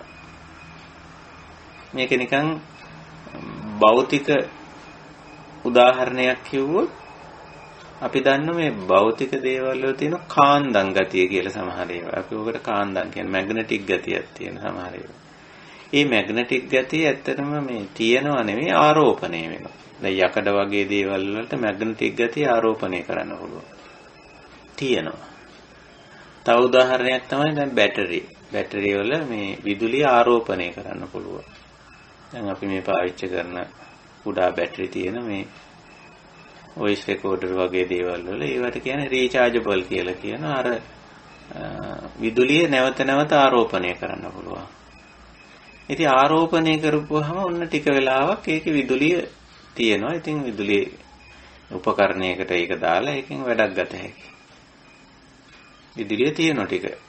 තිබ්බට මොකද අරක ක්‍රමයෙන් පාවිච්චි කළත් නැතත් ඒක අපි කියන්නේ බැටරි බහිනවා කියලා. නැත්නම් මැග්නටික් ගතිය ක්‍රමයෙන් අඩු වෙනවා කියලා. එතකොට මේ පස්ස කියන්නේ මේ මෙන්න මේ වගේ අර මැග්නටික් ගතියක් වගේ එකක්. මේ අරමුණ ටක් ගාලා ගන්නවා. හිතට ගන්නවා කියලා අපි ඔකට කියන්නේ. චක්කු සම්පස්සෝ කියලා කියන්නේ ඇහැ ඉදිරියට ආව රූපය අර චක්කු විඥානත් එක්කම තින්නන් සංගතියෙන් පස්ස වෙන එක. හිතට ගන්න. හිත වදිනවා කියලා ගන්නවා කියන එකටත් වැඩිය හොඳයි මේක සිත් වදිනවා කියව. මේක මේ සත්වයේ පුද්ගලයෙක් කරන වැඩක් හැටියට එහෙම ගණනය කරන්න හොඳ නැහැ.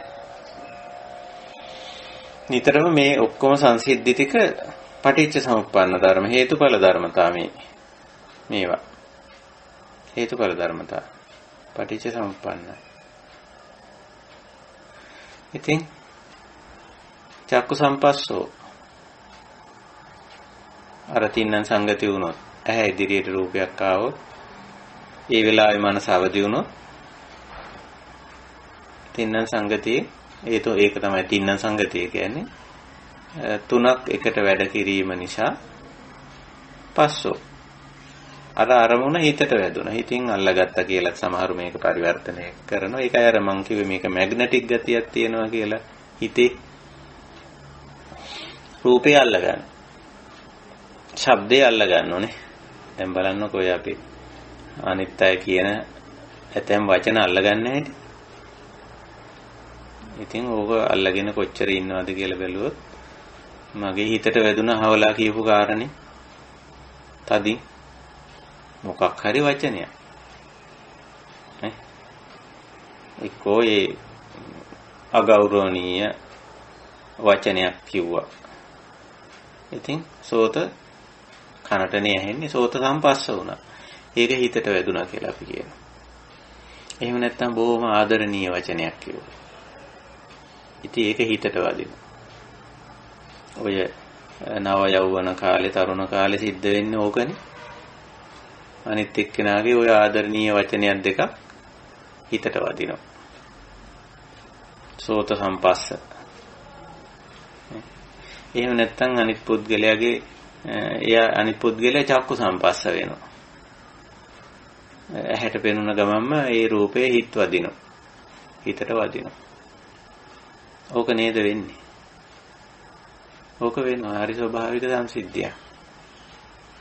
ඉතින් එහි ප්‍රතිඵලයක් විදිහට තමයි ඊට පස්සේ එන වේදනාව ඇවිල්ලා සංඥාව ඇවිල්ලා චේතනාව ඇවිල්ලා ඉතින් ඔතනින් පස්සේ ඉතින් වැඩ ගොඩයි.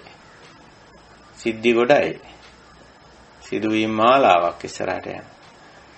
ඉතින් පස්ස වෙනවා. අපි කියන එයා කියපු වචනේ මගේ හිතට වැදුනා. තදින්. රළු වචනේ හෝ මෘදු වචනේ දෙකම වදිනවා. නැත්නම් එයාගේ රූපේ මගේ හිතට වැදුනා. ශබ්දේ හිතට වැදුනා. ගඳ සුවඳ මගේ තදින් හිතට වැදුනා. තාමත් නිකන් මට ඒ ගඳ දැනෙනවා වගේ කියලා කියන පස්සේ කියන. ඒක දැන් ඇත්තෙම නැහැ. ඒත් කියන පස්සේ දැනෙනවා කියලා. එහෙම නැත්නම් ඒ තැනැත්තාගේ ඒ දේ සුවඳ තාම දැනෙනවා කියලා. කවි සින්දුත් ලියන්නේ. දැන් ඒ හොඳක් ඇත්තෙත් නැහැ. ඒ මොකද්ද වෙලා තියෙන්නේ? ගාහන සම්පස්ස. හිතට වැදිලා ඒක. ඒ හිතෙන් පස්සේ ඒක මතකත් තියාගෙන තියෙනවා. ඒක තමයි පස්සේ කියන්නේ තාමත් නිකන් ඒ ගඳ දැනනවා වගේ කියලා පුදුම ගඳක් කියලා. දැන් ඒ කිට්ටුවකවත් නැහැ. එහෙනම් ඒ ළඟ ඉන්න මිනිහයටත් ඒක දැනෙන්නේ බෑ. ඉතින් ඒ වුණාට කියනවා අර තදින් ඒ හිතට වැදුණු ගාහන සම්පස්සේ තමයි මේ කියන්නේ. ජීවහා සම්පස්සේ හිත වැදුණා කියන එකයි මේකට හොඳ සිංහලෙන් කියන්න පුළුවන් වචනේ. හිත වැදුණා කියන එක පස්සෝ මේවා නාම ධර්ම. හැබැයි මේවා නාම අවස්ථාවේදී නම් තියෙන්නේ නාම මාත්‍රික කියලා. ඔකට අපි පාවිච්චි කරන වචන.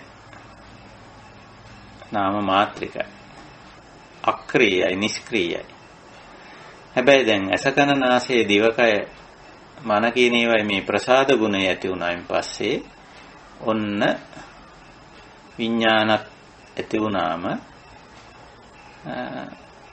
තින්න සංගති පස්සෝ පස්ස වෙනවා. ඒ මනෝ සම්පස්සේ එහෙම හරීම සංකීර්ණ දෙයක්. මනෝ සම්පස්සේ අපි කියන්නේ තේරෙනවා වැටෙනවා කියලා. ඒ තමයි මනෝ සම්පස්සේ. මනසට වැටෙනවා. ඉතින් මනසට වැටුණාම සමහරු කියනවා අයියෝ මට පිස්සු හැදිලා ඉන්නේ මේ දවස්වල. මොකද්ද ඒ? නොයේක් දේවල් මනසට වැටෙනවා. ඉතින් වැටෙන දේවල් කල්පනාකරණය කරගන්න බැරි නම් එහෙම කියනවා.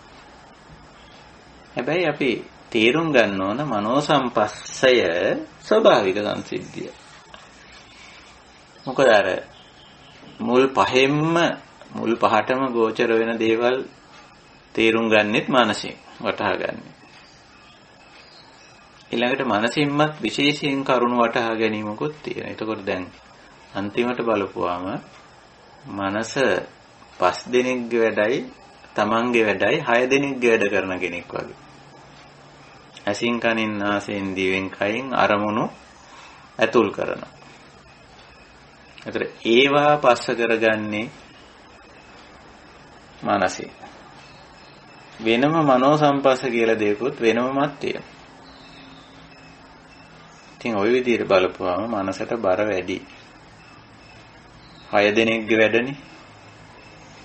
6 දෙනෙක්ගේ වැඩ වැටෙනවා. ඕක අපි තේරුම් අරන් හිටියොත් ප්‍රශ්නයක් නෑ. අපිට ඕනනම් පුළුවන් අරගොල්ලන්ගේ වැඩ ටිකක් අඩු කරලා දාන්න. කාගේද? චක්කු, සෝත, ගාන, જીවහා, කාය ටිකක් අඩු කරලා දාත හැකියි. බැරි නෑ. 100% අඩු කරන්න බෑ. ඉතින් අපි තේරෙනවා නම් මනසට බරක් වෙන රූප අඩු කරගත්ත හැකි. මනසට බරක් වෙන ශබ්ද මොකද්ද මේ බර වෙනවා කියලා කියන්නේ? හිත කැළඹෙන ඒ වගේ දේවල් අඩු කරන්න පුළුවන්. ඊළඟට මනස පැත්තෙන් මේක හුඟක්ම අඩු කරන්න පුළුවන්. මනෝ සම්පස්සේ අපි මනසින් තේරෙනවා නම් මෙන්න මේ මනස කැළඹෙන මනසට හිතට බරක් වෙන දේවල් මේවා කියලා පුළුවන් තරම් අපිට ඒවයින් ඉවත් වෙන්න පුළුවන්. ඔතෙන්දී අපි ඔය ඉන්ද්‍රිය සංවරය කියන කාරණේ මතුවෙන්නේ ඔන්න ඔතෙන්දී තමයි. ඉන්ද්‍රිය සංවරයෙන් අපි හුඟක් කරන්නේ පස්සය අඩු කර දැමීම. අඩු කර දැමීම. ඉතින් හැබැයි ඒක 100% නම් කරන්න බෑ. එහෙම හිතුවොත් එහෙම ලොකු වැරදීමක්. 100% කරන්න බෑ. නමුත් යම් 100ට ප්‍රමාණයක් percentage එකක් අපිට මේක කරන්න පුළුවන්. මොකද්ද? වැළැක්වීම. සංවරයයි වැළැක්වීමයි දෙකක්. මේ දෙක පටලව ගන්න හොඳ නෑ. වාරණය, ශික්ෂණය අපි මේකට කියන්නේ. වාරණයේ සමහරු ශික්ෂණය කියලා හිතාගෙන ඉන්නවා. වාරණ කියන්නේ වැළැක්වීම කියන එක. ඔය පරිවර්ජන මගහැරීම කියන එක ඒත් එහෙමයි. ඒ බලන්නේ නැහැ ඒක. නැත්තම් ඒක නොපෙනෙන තැනකට යනවා. අහන්නේ නැහැ. නැහින තැනකට යනවා. විඳින්නේ නැහැ. නොවිඳ ඉන්නවා. නාසයෙන් දිවෙන් කය. මනසේ ඒ වගේ දේවල් වලට යොමු කරන්නේ වෙනත් දෙයකට හිත යොමු කරගන්න. ඊට වඩා සරල චාම් සන්තෝෂදායක දෙයකට හිත යොමු කරගන්න. එතන තියෙන සංවරය නෙමෙයි. එතන තියෙන්නේ වාරණය. වාරණයත් ඉතින් නරක නැහැ. වළක්වා ගැනීම කියන එක. සිංහලෙන් කියන්නේ පාලියෙන් වාරණ. නැත්තම් පරිවර්ජන මගහැර යෑම කියලා. නමුත් මේක 100% කරන්න පුළුවන් වැඩක් නෙමෙයි. ඒක නිසා තමයි ශික්ෂණයක් උගන්වන්නේ. ශික්ෂණේ තියෙන්නේ බැලිය යුතු අත්‍යවශ්‍යයෙන් බැලිය යුතු දේ පමණක් බලන්න. අත්‍යවශ්‍යයෙන් ඇසිය යුතු දේ පමණක් අහන්න. අත්‍යවශ්‍යයෙන් විඳිය යුතු දේ පමණක් විඳින්න. අත්‍යවශ්‍යයෙන් හිත යොමු කළ යුතු දෙයට පමණක් හිත යොමු කරා. ඒක තමයි ශික්ෂණය. බුදුදහම උගන්වන්නේ වාරණය නෙවෙයි. වාරණයත් අගය කරනවා බුදුදහම. ආරම්භයේදී යෝගියෙකුට වාරණය කරගන්න එක ලොකු උදව්වක් වෙනවා මේ ධර්ම මාර්ගයේ ඉස්සරහට යන්න. අරඤ්‍ය රුක්ක මූල සේනාසන යෝජනා වෙලා තියෙන්නේ අන්නට වාරණ අවස්ථාව. ඒ තැන්වල තියෙන්නේ වලක්වල තියෙන්නේ.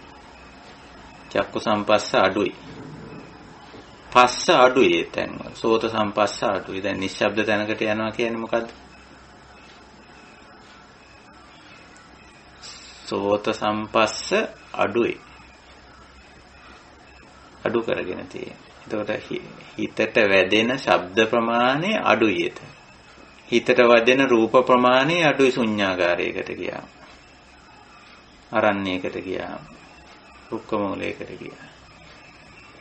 අන්න ඒ වගේ එක්තරා අඩු කිරීමක්, වාරණය කිරීමක් ආරම්භයේදී නිර්දේශ වෙනවා. මොකද මේ ප්‍රඥාව එහෙම අවදි කරගන්න, සමාධිය වඩා ගන්න, මේ දෙකට හුඟක් උපකාරී වෙනවා මේ අරඤ්‍ය රුක්ක මූල සේනාසන. සීලයට නම් උපකාරී වෙන්නේ නැහැ ඒවා.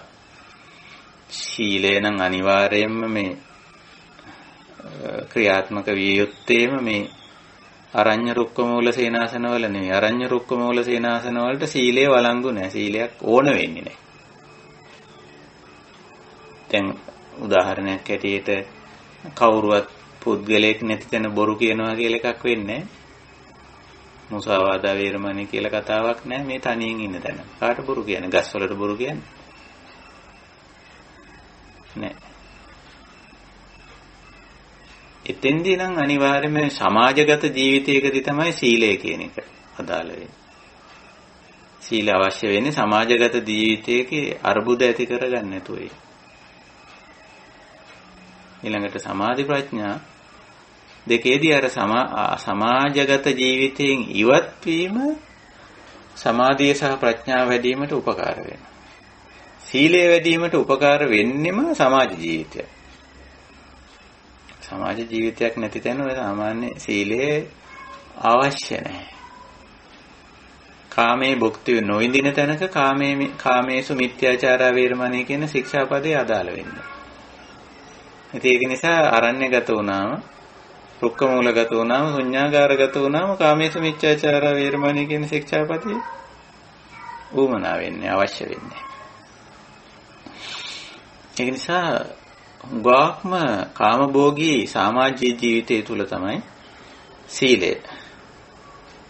සමාධි ප්‍රඥාව වැඩි වීමට මේ අරණ්‍ය රුක්ක මූල ශුන්‍යාගාර සේනාසන පච්චන්ත සේනාසන ඒව වැදගත් වෙනවා. ඒ වයිදී කරන්නේ අර පස්සේ වැළැක්වීමක්. චක්කු සම්පස්සේ සංවර වීමක් නෙමෙයි. වැළැක්වීමක්, වාරණය කිරීමක් තියෙන. සෝත සම්පස්සේ වාරණය. අපි නිශ්ශබ්ද තැනකට යන්න ඕනේ කියලා කියන්නේ මොකද්ද? සෝත සම්පස්සේ වාරණය කරලා තියෙන, වළක්වලා තියෙන. එහෙම තියෙන. ඉතින් ඒකත් හොඳයි, නරක නැහැ. ආරම්භයේදී හොඳයි ඒක. නමුත් මේ පස්සේ අපි තේරුම් ගන්න ඕන ච පස්සකාය වේදිතබ්බා කියලා බුදුරජාණන් වහන්සේ මෙතෙන්දී අවවාද කරනවා අපිට. තේරුම් ගන්න ඕන මේවා 100% වළක්වන්න බෑ. 100% වළක්වන්න බෑ. අපි කලින් සාකච්ඡා කරලා තියෙන පස්සේට බුදුරජාණන් වහන්සේ ලස්සන උපමාවක් කිව්වා. නිච්ඡම්මා ගාවි. සම්පූර්ණයෙන් ශරීරය හැම ඇරපු සතෙක් වගේ. නිකමට හිතලා බලන්නකො ශරීරයේ උඩහම ගැලවුණොත් මොකද වෙන්නේ කියලා. ඉතින් එතින්දි කියනවා කුට්ටන්තේ නිස්සාය. ඒ සතා බිත්තියකට හේතු වුණොත් බිත්තියේ ඉන්න කුට්ට නිශ්චිතාපානා තේනම් කාදෙයි. ඒ බිත්තියේ ඉන්න සතුන් ඇවිල්ලා ඒකව කනවා. ඇයි හැම නැහැ? එහෙම නැතු නිකන් අභ්‍යවකාශයේ හිටියොත් මේ පිහාඹගෙන යන සතුන් ඇවිල්ලා මැස්සෝ එහෙම කන්න පටන් ගන්නවා අර හැම නැති තැනින්.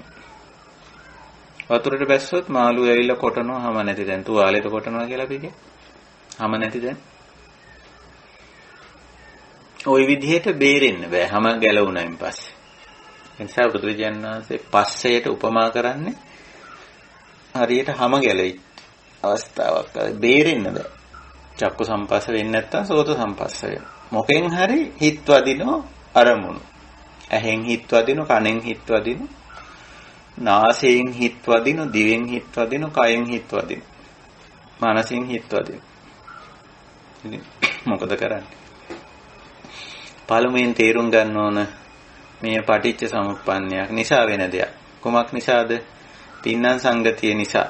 තින්නම් සංගති පස්සෝ. කවුරුවත් කරන වැඩක් නෙමෙයි. කවුරු කාටවත් දොස්වරොස් කියන්න, දෝෂාරෝපණය කරන දෙයක් මෙතන නැහැ. පුද්ගලයෙක් හැටියට ගන්න බෑ. නිස්සත්ත්වෝ නිජ්ජීවෝ ශුඤ්ඤෝ. අනාත්ම වශයෙන් සිද්ධ වෙන දෙයක් මේක. ශුඤ්ඤෝ කිව්වේ අනාත්මයි කියන එක. ඉතින් ඔහොම තේරුම් අරගන්න. ඊළඟට පස්සේ ගැන ඇලෙන්නේ ගැටෙන්නේ මුලා වෙන්නේ නැතුව ඉන්න ඕන. අන්න අනිශ්චිතභාවය. මේවා හිතවදිනවයි කියලා හිතවදින එක ගැන ඇලෙන්න හොඳ නැහැ. අර රූපේ දැක්ක තමයි. අර මිහිරි ආදරණීය වචන ඇහුණා. අර ප්‍රිය උපදවන ශබ්දයේ මේ රූපේ දැක්කා. චක්කු සම්පස්ස සෝත කමන්නේ ඉතින්. දුකෙන් මිදෙන්න නම් අනිශ්චිත වෙන්න ඕන. නිශ්චිත වුණොත් දුකට වැටෙනවා. අනේ ඒ පෙනිච්ච රූපේ මං ආයෙ බලන්න ඕන කියලා. ඔන්න පස්සේ පන්නන්න පටන් ගන්නවා. ඒ ඇහිච්ච ශබ්දේ ආයෙ අහන්නනේ. ආයෙන් ඒක ආයෙ අහගන්නවා. කවුරු හරි ආදරණීය වචනයක් කිව්වොත් ඉතින් ආයෙ කියන්නකො ඒක කියලා. අන්න නිශ්චිත වෙලා. ඉතින් අද ඒක නොකියුවොත්, පහවදත් ඒක නොකියුවොත් මොකද වෙන්නේ? ඔන්න හට ගන්නව දුක. ඔන්න හට ගන්නව තරහ. නේ? ඊට පස්සේ කියන ඉතින් මට දැන් ආදරේ නේ. ආදරෙන් කතා කරන්නේ නැහැ දැන් කියලා. එහෙම වෙනව නේද? එහෙම වෙනවා. අන්න ඕවා තමයි මේ ගැඹුරින් අවබෝධ කරගන්නේ. මේ අධ්‍යාත්මික පැත්තේදී අපි තේරුම් ගන්න දේ ඕවා. ඔය පස්සය නිසා වෙන පටලැවිලි යම් දේ හිත වැදීම නිසා සිද්ධ වෙන පටලැවිලි. ඉතින් ඕවා අපි අවබෝධ කරගන්න අවශ්‍යයි, තේරුම් ගන්න අවශ්‍යයි. චපස්සකාය වේදිතබ්බා කියලා කියන්නේ ඕවා. ඉතින් එතකොට පස්ස වෙනව නමුත් අනිශ්චිතයි. ඒකයි ස්වභාවය. ඉතින් ඊළඟට බුදු පියාණන් වහන්සේ ඉදිරිපත් කරන්නේ මේ අට්ඨාරස මනෝ පවිචාර නැත්නම් උපවිචාර කියන වචනේ මේ වචනේ මනෝ උපවිචාර අට්ඨාරස 18යි කියන එකනේ. අට්ඨාරස කියන්නේ මනෝ කියන්නේ හිතනේ. මානසිකාරයනේ. මනෝ කියන්නේ උපවිචාර කියන්නේ නිකන් කරකැවෙනවා, යමක් වටේ හැසිරෙනවා, යමක් වටේ කරකැවෙනවා කියන අදහස. ඒ ලක්ෂණය. ඔය වචර ගතිය. කාමාවචර, රූපාවචර, අරූපාවචර කියලා ඔය වචර කියලා කියන්නේ පාලි භාෂාවේ. විචාර, උපවිචාර ඔය වචනේ අදහස එකම අදහසක් තියෙනවා. වටේ කරකිනවා. ඒ වටේ කරකිනවා. මොකද්ද කරකින්නේ? හිත. හිත කරකිනකොටනේ ඒ වටේට ගතක් කරකැවෙන්නේ. නේ? අපි යම් දේවල් වටා කරකැවෙනෝ නම් එතන ඉස්සෙල්ලා කරකෙන්නේ හිත. මනෝපවිචාරයයි වෙන්නේ. ඊළඟට තමයි ගත කරකැවෙන්න පටන් ගන්නෙ. එහෙම තියෙනවා. එක දේවල් වටා, එක තැන් වටා, එක පුද්ගලයෝ වටා කරකෙන්න පටන් ගන්නවා. එක දේවල් වටා. එතකොට එතන සිද්ධ වෙන්නේ මොකද්ද? ඉස්සරලා සිද්ධ වෙන්නේ මේ මනෝ පවිචාරය. හිත තමයි කරකැවෙන්නේ. මනස කරකැවෙන්නේ. ඒකයි බුදුරජාණන් වහන්සේ මේ 18 ආකාරයේ හිත කරකැවිලි තේරුම් ගන්න කියලා කියන මනෝ උපවිචාරා වේදිතබ්බා. හිත කරකැවෙනවා 18 පොලක. අපි 18 පොලක කියලා කියමුකෝ. ඉතින් ඒක පැහැදිලි කරනවා. මේවා හරිය ලස්සන සංසිද්ධි නිකන්. ස්වභාවික දේවල්. ඉතිකෝපනේතං උත්තං කිංචේතං පටිච්ච උත්තං. ඒ කිව්වේ මොකද්ද මම? ඔන්න පැහැදිලි කරන්න. චක්කුණා රූපං දිස්වා සෝමනස්සඨානීයං රූපං උපවිචරති. ඔන්න එක. චක්කුණා රූපං දිස්වා. එහෙන් රූපයක් බලලා නැත්නම් ඇහැට රූපයක් පෙනුනම සෝමනස්සඨානීයං රූපං උපවිචරති. සමහර වෙලාවට මොකද වෙන්නේ? සෝමනස්ස වෙනවා. අර ඇහෙන් රූපයක් දැක්කම අර හිතට වැදුනම හිතින් වින්දම සෝමනස්ස වෙනවා. සෝමනස්ස වෙනවා කියන එක අපි දන්නවා. හිත සතුටටපත් වෙනවා, හිත පිනා යනවා, හිත ප්‍රබෝධණයටපත් වෙනවා. ඕක ඉතින් අත්දැකීමක් නේ. අපි 아무තෙන් වචනෙන් පැහැදිලි කරන්න ඕනේ නැහැ සෝමනස්ස කියන්නේ. ඇතැම් රූප දැක්කම සෝමනස්ස වෙනවා. ඔන්න දැන් සෝමනස්සඨානීයං රූපං උපවිචරති.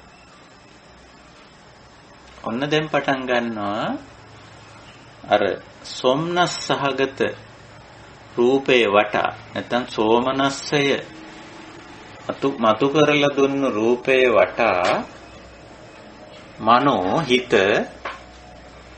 උපවිචරති. උපවිචරති. ඒ කියන්නේ කරකැවෙනවා. මොකද මේ හිත කරකැවෙනවා කියලා කියන්නේ මනෝ උපවිචරති කියන්නේ.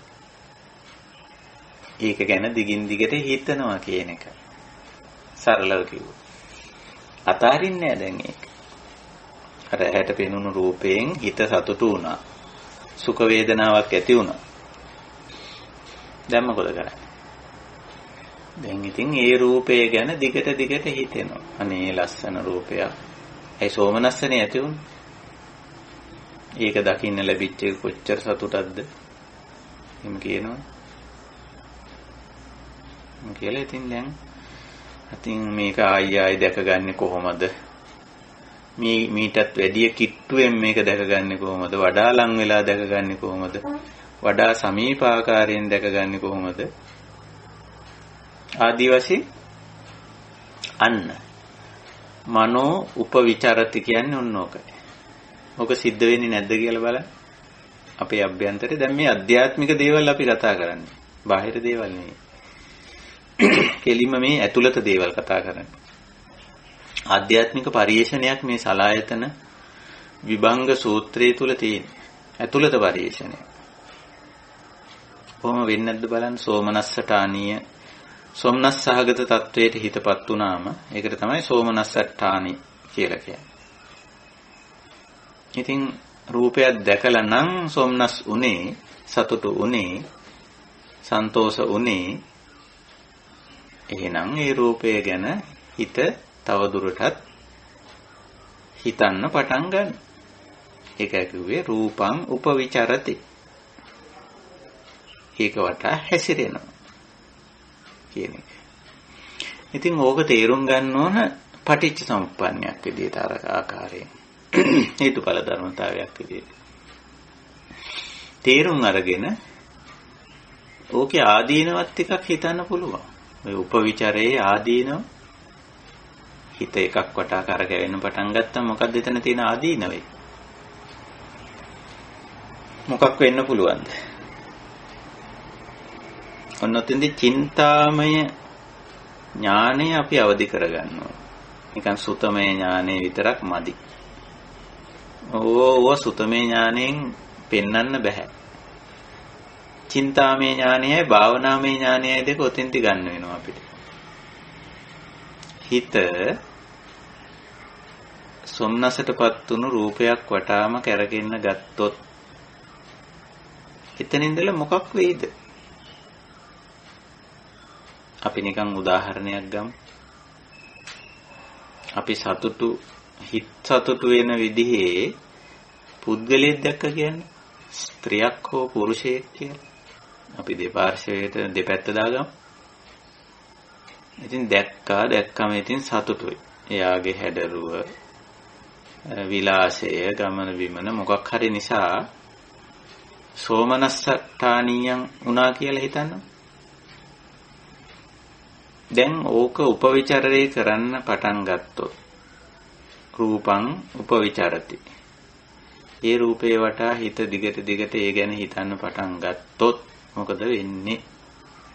ඕනනම් ඕක පරිේශනාත්මකව කරන්න පුළුවන්. දැන් මේ ඊයේ මාත් සමග ස්කයිප් වලින් සාකච්ඡා කළ භාවනා යෝගියෙක් උට දුන්න පොඩි උපදේශයක් මම මෙතෙන්දී මතක් කරන්න කැමතියි හැමෝටම. උපාදාන දැන් මේ විදිහට අපේ ඇහැස කනට නාසයට දිවට කයට ගෝචර වෙන දේවල් උපාදාන වෙලා දෝ කියලා සැකයක් වගේ යෝගියට ඇති වුණා. නෑ උපාදාන නොවි අපි ඒක පරිේශන පැත්තට යොමු වෙන්න පුළුවන්. සිහිනුවණින් තොර වුණොත් තමයි අර සෝමනස්සටානීය තත්වයටපත් වුණ. දැන් සොම්නස් වීම ප්‍රශ්නයක් නෙමෙයි, සතුටු වීම. සමහර දේවල් දැක්කම හිත සතුටු වෙනවා. ඉතින් හිත සතුටු වෙන එක වැරද්දක් කරනවායි කියලා හිතුවොත් එහෙම එතන පුද්ගලත්වයෙන් ගත්ත වෙනවා. නෑ හිත සතුටු වෙන එක ස්වභාවික දෙයක්. සෝමනස්සටානීය. එහෙම වෙනවා. හැබැයි එතෙන්දී අපි පරිේශන පැත්තට යමු වුණොත් මොකද්ද මේ පරිේශන කියන්නේ? මේකට අපි කියන්නේ ආර්ය පරිේශණය කියලා. අපි සිහිනුවන උපද්දල බලනවා මේ සෝමනස්ස තත්වයටපත් වුණු දේ. ඒ සොම්නස නිට්ටයද අනිත්‍යද කියලා පොඩ්ඩක් බලනවා. මම මේ දැක්ක ගමන් මං හරි සතුටටපත් වුණා. ඒ සතුට දිගටම පවත්වාගත හැකිද? ඒ සතුට නිට්ටයද අනිත්‍යද? ඒක මං කැමති තාක් කාලයක් පවත්වාගත හැකිද? ආත්මද අනාත්මද? අත්තද අනත්තද? එය අවිපරිණාමීද විපරිණාමීද? ඒ ඇති වුණා වගේම නැතිලා යනවාද නැත්නම් දිගටම තියනවාද? එය හේතුඵලයක් නේද? ඔන්න ඔය පරිේශණේ අපි ආර්ය පරිේශණය කියලා. මේ පරිේශණය කරන්නේ හැබැයි අර සෝමනස්සේ අල්ලගෙන. ඒක තුලින් මේ පරිේශණය කරන. සෝමනස්සයක් නැත්තම් එවැනි පරිේශණයක් කරන්න බෑ.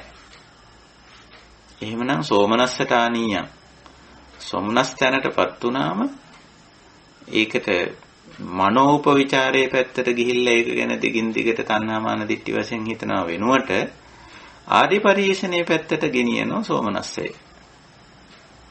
බලනවා මේ මං සොම්නස් වුණු දේ සතුටටපත් වුණු දේ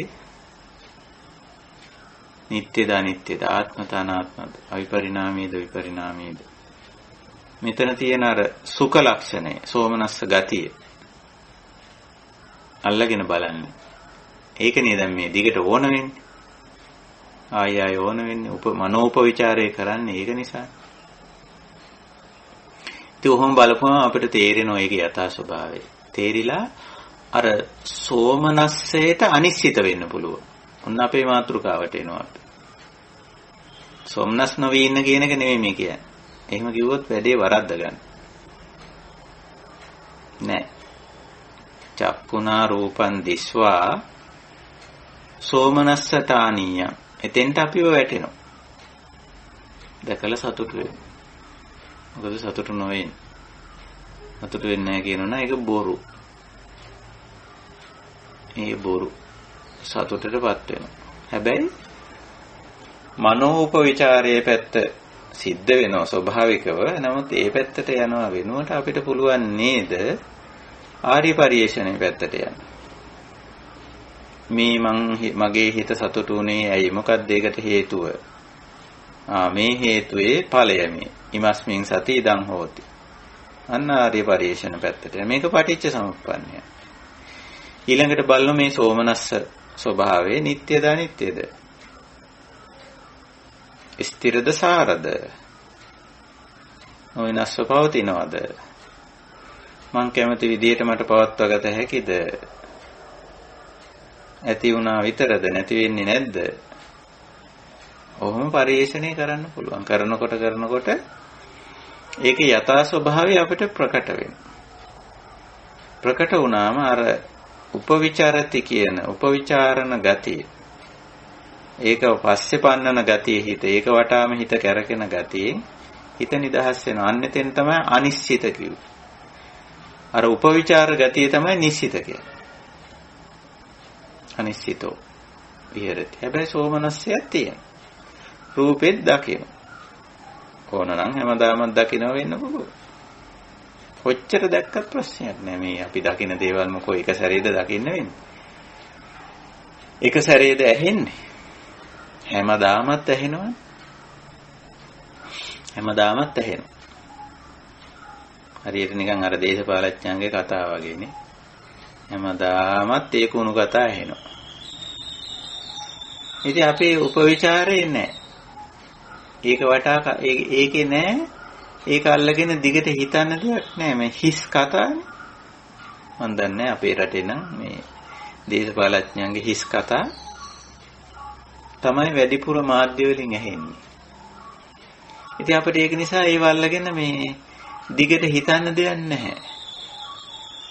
සෝතේන සද්දං සොත්වා සමහර විට දෝමනස්සඨානියං තත්වයටපත් වෙනෝනේ. අරව කනට ඇහෙනකොට පොඩ්ඩක් දොම්නස් ගතියක් ඇති වෙනවා. ඒ ඉතින් මේ හැමදාම කියන බොරුවනේ කියන්නේ. හැමදාම කියන පචේ කියනවා. කරන්න බැරි දේවල් පුළුවන් විදිහට කියන හැටි ලැජ්ජ නැතුව. ඉතින් දෝමනස්සඨානියං සෝතේන සද්දං සොත්වා අර දෙවෙනි තත්ත්වය වෙන්න පුළුවන්. දෝමනස්සඨානියං වෙන්න පුළුවන්. නමුත් ඉතින් අපි ඒ සද්දං උපවිචරති. ඒක වටා දිගින් දිගට හිතන්නේ නැහැ. මොකද හිතන්න දෙයක් නැහැ. හරසුන් දෙයක් නේ. මේ පේන රූපේ, මේ ඇහෙන ශබ්දේ දෝමනස්සයක් ඉතින් ඇති වෙනවා. බුදුරජාණන් වහන්සේ ඒක නැහැයි කියන්නේ. සුත්වා දෝමනස්සඨානියං සද්දං උපවිචරති. ඒක වටා කරකැන්නේ අපි. ඒක ගැන දිගින් දිගට හිතන්න දෙයක් නැහැ. දේශපාලඥයන්ගේ බොරු කතා, මෝඩ කතා ඒවා. ඉතින් ওই වගේ දේවල් දේශපාලඥයන්ගේ නෙමෙයි ගෙදරත් ඇහෙන්න පුළුවන්. උදේ හවස.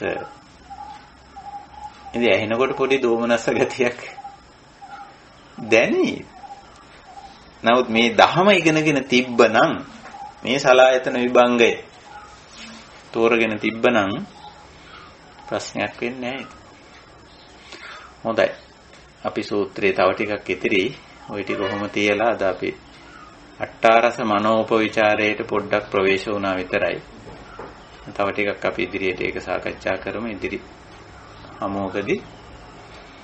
ඉතින් හොඳයි. එහෙමනම් අපි අපේ ඉතිරි කාලයේ සුපුරුදු විදියට ධර්ම සාකච්ඡාවට යොමු කරගන්නවා. ඉතින් අපේ ධම් සභාවේ ඉන්න නැත්තන්ට අපි මේ කතා කරන මේ සලායතන විභංගයේ ඇතුළත් මේ කරුණු පිළිබඳ මොනවා හරි සාකච්ඡා කරන්න ගැටලු ප්‍රශ්න ආදී දේවල් තියෙනවා නම් ඒවා තමන්ගේ ධර්ම මාර්ගයේ යද්දී තමන්ගේ අත්දැකීම් හුරු පුරුදුකම් කුසලතා දැනට තියෙනවා නම් ඒවා වුණත් ඉතින් අවංකව තියෙනවා නම් ඉදිරිපත් කරන්න පුළුවන්. නැති දෙයක් ඉදිරිපත් කරොත් තමයි අපි ඒක වංචනික භාවයට වැටෙන්නේ. තමා තුල අවංකව මේ කුසලතාවය තියෙනවා නම් මම නම් මේක මෙහිමයි. ඉස්සර මම මෙහිමයි, දැන් මම මෙහිමයි. ඒ කුසලය කෙනෙකුට ඉදිරිපත් කරන්නත් පුළුවන්. ඒකත් ගැටලුවක් නැහැ. එතකොට අනිත් පැත්තන්ටත් ඒකේ ක්‍රමවේදය තේරෙනවනේ. මෙහිම වෙනවනම් මෙහෙම වෙන්නේ. රූපේ දැක්කම මං ඉස්සර මේ උපවිචාරය කරා. සෝමනස්සඨානේ, දෝමනස්සඨානීය, උපේක්ඛාඨානීය ඔය තුන අපි වැඩි විස්තර කරේ නැහැ. ඊළඟ අවස්ථාවේදී අපි විස්තර කරමු තව ටිකක්. ඊළඟ හමුවත් අපි සුපුරුදු විදියට අද 25 ආයේ අපි මුණ ගැහෙන්නේ ඉරිදාවේ 27 වෙනිදා. අපිට 27 වෙනිදා බැරි වෙනවා. අපි භාවනා වැඩමුළුවක් යොදාගෙන තියෙන 27 වෙනි ඉරිදා. ඒක නිසා අපි 28 වෙනිදාට ගන්න. ඒක කැලෙන්ඩරේ අනුව පොඩ්ඩක් අපි මතක තියාගමු ඒක. මම ඒක සටහනක් දාන්නම්. අපි එතකොට නැවත මුණ ගැහෙන්නේ 28 වෙනිදා ධර්ම සාකච්ඡාවට. ඊ හමුනාම මේ සලායතන විභංග සූත්‍රයේ ඉදිරි දේවල් අපි කතා බහ කරමු. හොඳයි. එහෙනම් මෙතන සිට අපි ධර්ම සාකච්ඡාවට යමු වෙනවා. ස්වාමීන් වහන්සේ අවසරයි. ඔව් කියන්න. ස්වාමීන් වහන්සේ මම මේ දේශනයේදී අවබෝධ කරගත්තේ මේ ස්වාමීන් වහන්සේ මේ නිසිතස්ස චරිතං නිසා නේද ස්වාමීන් වහන්සේ නිසිතේක තුල ඇතිවන කෙලෙස් ස්වභාවය පිණිස ස්වාමීන් වහන්සේ මේ අනිශ්චිතය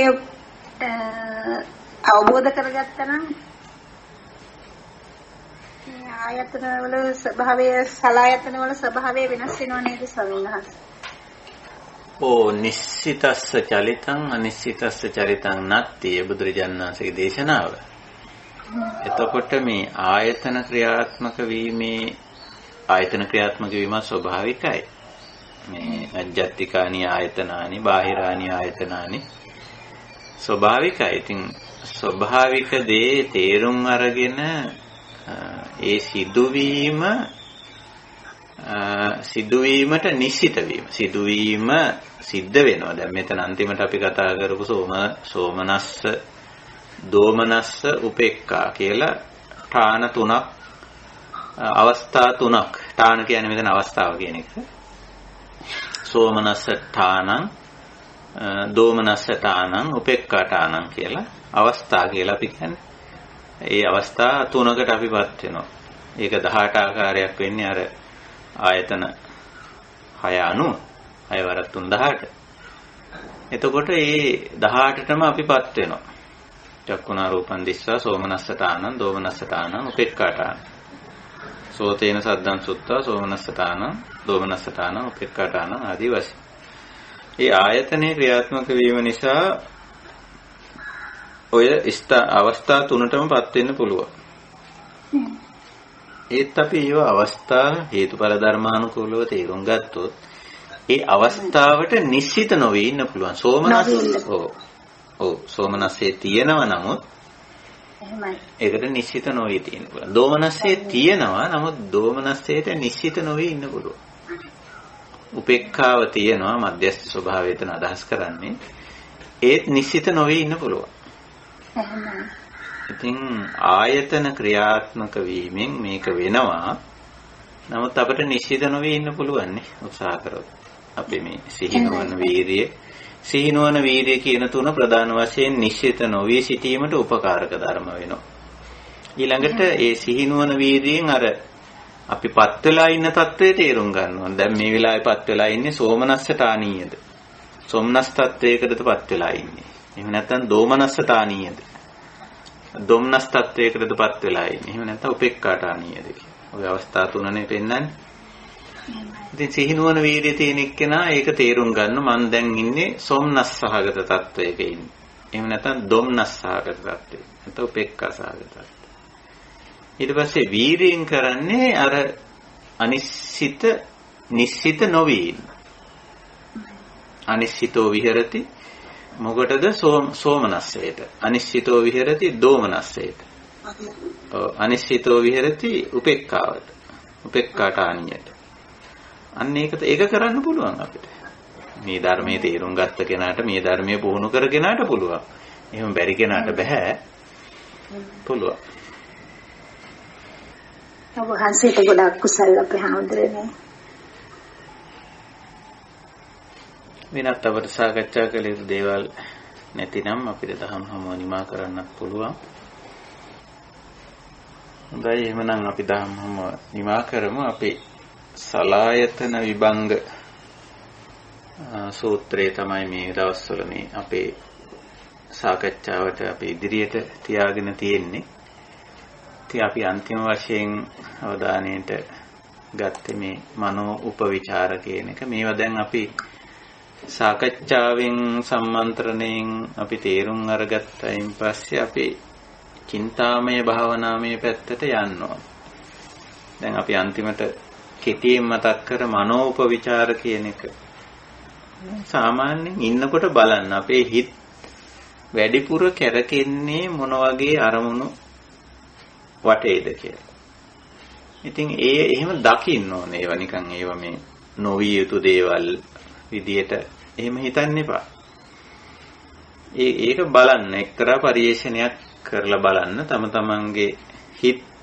දැන් අපි නම් මේ පරිේශනය කරමු. අපේ හිත කැරකෙන්නේ කවුරු වටාද? කුමන දේවල් වටාද? කුමන වැඩ වටාද? කුමන වගකීම්, කුමන රාජකාරි, කුමන වින්දනයන් වටාද හිත කැරකෙන්නේ කියලා. ඒ කියන්නේ දිගට හිතන්නේ මොනවා ගැනද කියලා. ඉතින් එතෙන්දී අපිට පේනවා නම් අපි ලෞකික දේවල් පැත්තේ මනෝපවිචාරය සිද්ධ වෙනවා කියලා. ඔන්න එතෙන්දී අපිට කෘත්‍යයක් තියෙනවා. වැඩක් තියෙනවා කරන්න. ඒ මොකද්ද? අපි ටිකක් මේ නිකලස් පැත්තේ දේවල් වලට හිත යොමු කරගන්න ඕන. නැත්නම් අර ලෞකික දේවල් වටා නම් හිත උපවිචාරයේ වෙන්නේ. විශේෂයෙන් සෝමනස්ස දෝමනස්ස දෙකට නම් ඒක එච්චර හොඳ නැහැ. හොඳ නැහැ කියන්නේ අපි එතකොට ලෞකික පැත්තට යන ගතියක් එනවා. ඉතින් එතකොට නිශ්චිත වීමක් සිද්ධ වෙන්න පුළුවන්. ඒ නිසා අපි මේක පරිේශනාත්මකව කරන්නේ. මේ පරිේශණයට තමයි භාවනා කරනවා කියලා කියන්නේ. මේක මේ එක තැනක වාඩි වෙලා පරියන්කෙන් ඉඳගෙන ස්පියාගෙන කරන්න ඕනේ නැහැ. එහෙම කාලයක් අපි ගත කෙරුවා. භාවනාවේ මුල් අවස්ථාවේ අපි භාවනාවේ ලදරු කාලේ, ළමා කාලේ, භාවනාවේ නව යෞවන කාලේ, භාවනාවේ තරුණ කාලේ අපි එහෙම ගත කෙරුවා. දැන් අපි භාවනාවේ මැදි වියේ මහලු වියේ ඉන්න අය. භාවනාවේ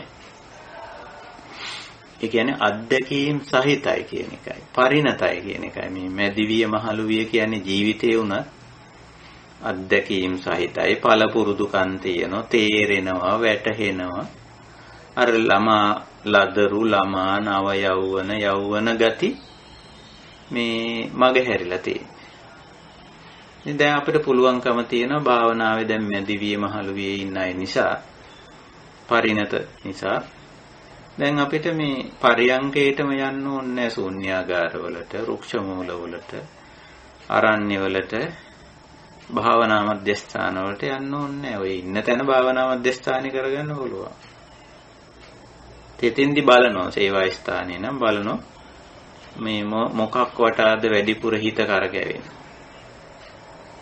රූපං උපවිචරති, සද්දං උපවිචරති. එහෙම වෙනෝනේ. සමහර වෙලාවට කෙනෙක් උදේම සේවා ස්ථානයට ගිහිල්ලා කෙනෙක් කියපු වචනේ මුළු දවසේම ඒක රැව් දෙනවා හිතේ. ඉතින් ටග්ගාලා මේ භාවනාවට එන්න ඕන. මේක ස්වභාවික දෙයක්. කෙනෙක් වචනයක් කිව්වා.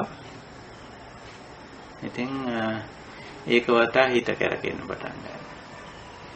එහෙනම් තමයි සීනුවන තියෙන කෙනෙක් නම් මේ භාවනාව මේ බුද්ධ දේශනාව ඉගෙනගෙන තියෙනවා නම් සලායතන විභංගය දන්නවා නම් අට්ඨාරස මනෝපවිචාරයේ තේරුම් ගත්තා නම් මේ තැනත්තාට පුළුවන් ඒකෙන් ගැලවෙන්න. නිශ්චිත නොවී ඉන්න පුළුවන් ඒක. කිව්වා තමයි එහෙම වචනයක්. ඕනනම් තව කෙනෙක් මතක් කරලා දෙන්න පුළුවන් බලන්නකො මේ අපි ආපු ගමන්ම මේ මිනිස්සයා කියපු වචනේ කියලා. මේවා තමයි අපේ ජීවිතේ කෙලෙස් ඇති වෙන්න, අපි පීල්ලෙන් පිටපනින්න, ධර්ම මාර්ගයෙන් පිටපනින්න හේතු වෙන දේවල්. මේ වගේ දේවල්. ඒකයි බුදුරජාණන් වහන්සේ අපිට මේ වගේ දහමක් කියලා දෙන්නේ. මේවා තනිකරම ප්‍රායෝගිකයි. ජීවිතේ සිදුවෙන සිදුවීම් හරහා මේවා තේරුම් ගන්න. ඒ සිදුවීම් හරහා අපි පුහුණුව ලබන්නේ. කවුරු හරි දෝමනස්සටානීය වචනයක් කියන්නේ නැත්තම් එහෙනම් බුදුරජාන් වහන්සේට මෙහෙම බණක් කියන්න ඕනේ. අපි කාගේ හරි සද්දන් සුත්වා ශබ්දයක් ඇහිලා අපි දෝමනස්සටානීයන් දෝමනස් තත්වයට හිත වැටෙනවා. අන්න ඒක නිසායි සලායතන විභංගය උගන්වන්නේ. තින්ට වැටෙන නිසා සෝමනස්සටානීයන් වැටෙනවා. කවුරු හරි ගියාම උදේ බොහොම ප්‍රේමණීය ආදරණීය ගෞරවණීය වචනයක් ප්‍රකාශනයක් කරන්න පුළුවන් අපි සම්බන්ධයෙන්. ඉතින් ඕක වටා හිතකට කරකැවුනොත් එහෙම වෙන මොකක්වත් කරන්න බැරි වෙනවා. බැරි වෙනවා. පුද්ගලයාට ඇලෙනවා, ඒ ප්‍රකාශනයට ඇලෙනවා. ඒ ප්‍රකාශනයේ ආය ශ්‍රවණය කරන්න හිතෙනවා. දන්නේම නැතුව නිශ්චිත වෙලා. ඉතින් ඔතෙන්දී අපි සිහිනුවණක් තිබ්බනම් සලායතන විභංගය අවබෝධ කරගෙන ඒ බණ අහලා තිබ්බනම් එතන නිශ්චිත නොවී ඉන්න පුළුවන්. ඉතින් අන්න ඒකයි ස්වාමීන් වහන්සේ අවසරයි. ඔව්. එතන ස්වාමීන් වහන්සේ ඕගවලට අහුවෙන්නේ නැති ස්වභාවයද එතන. ඔව් ඉතින් ඒ නිශ්චිත වුණා කියන්නේ ඒ ඕගයට වැටුණා කියන එකනේ. කාමෝගයකටනේ වැටෙන්නේ එතන. දැන් සෝමනස්සටානීය දෝමනස්සටානීය දෙකෙන් මූලික වශයෙන් වැටෙන්නේ කාමෝගය. කැමැත්තටනේ වැටෙන්නේ. කැමැත්තට වැටිලා ඒ කැමැත්තේ ගහගෙන යනවා කියන එකනේ කාමෝග කියන්නේ. නේ? එහෙමයි. ඔව් ඒකට නොවැටී ඉන්න පුළුවන්. ඕගයක් වෙන්නේත් නැහැ ඒක. ඕග තරණය කරන්න දෙයක් නැහැ. ඒක ඕගයක් වෙන්නේ නැහැ. නිශ්චිත වුණොත් තමයි ඕගයක් වෙන්නේ. ඉතින් ওই විදිහට අපිට මේක පුහුණු කරන්න පුළුවන්. මේක තමයි භාවනාව කියලා කියන්නේ. ඉතින් අපි උත්සාහ කරමු මේ විදිහට. ඉතින් මේ සූත්‍රයේ තව පොඩ්ඩක් අපිට ඉතුරුණා. අපි ඊළඟ හමු වෙන්නේ 28 වෙනි සඳුදා එදා මොන ගෙවුනම අපි සූත්‍රයේ ඉතිරි ටිකක් සාකච්ඡා කරමු. හොඳයි මේ සාකච්ඡාව මේ අවබෝධය මම හිතනවා හැම දිනාටම අනිශ්චිත විහරණය සඳහා උපකාරී වෙයි. උපකාරී කරගන්න අපි නිතරම උත්සාහ කරමු. මේ මතක් කිරීමෙන් අද දහම් හමුව නිමා කරනවා. ඉතින් වෙනදා වගේම මේ හෝරා දෙක අපි බොහොම සංසුන්ව සාවධානව මේ බුද්ධ දේශනාවට හිත යොමු කරා, කන යොමු කරා විතරක් නෙවෙයි මනසින් තේරුම් ගත්තා. අදිෂ්ඨාන කරගන්නත් ඇති ඒ විදියට ජීවිතය ගත කරන්න අනිශ්චිත විහරණයෙන් යුක්ත වෙන්න. එතන තමයි නිවීම, එතන තමයි සැනසීම තියෙන්නේ. ඒ සඳහා අපි උත්සාහ කරමු. එහෙමනම් මේ අදිෂ්ඨානයේ ඇතුව අද දහම් හමුව නිමා කරනවා. වෙනද වගේ මේ උතුම් අවස්ථාවට සම්බන්ධ වුණු හැම දිනාටම මේ ධර්ම අවබෝධය මේ ජීවිතයේදීම අනිශ්චිත විහරණය නම් වූ පරම ශාන්ත නිර්වාණ ධර්මයේ සාක්ෂාත් කිරීම පිණිසම අපි හැම දිනාටම උපකාරී වේවා, උපනිශ්‍රේ වේවා, හේතු වාසනා වේවා කියන උතුම් අදිෂ්ඨානයෙන් දහම් හමුව නිමා කරනවා. හැම දිනාටම තෙරුවන් සරණයි.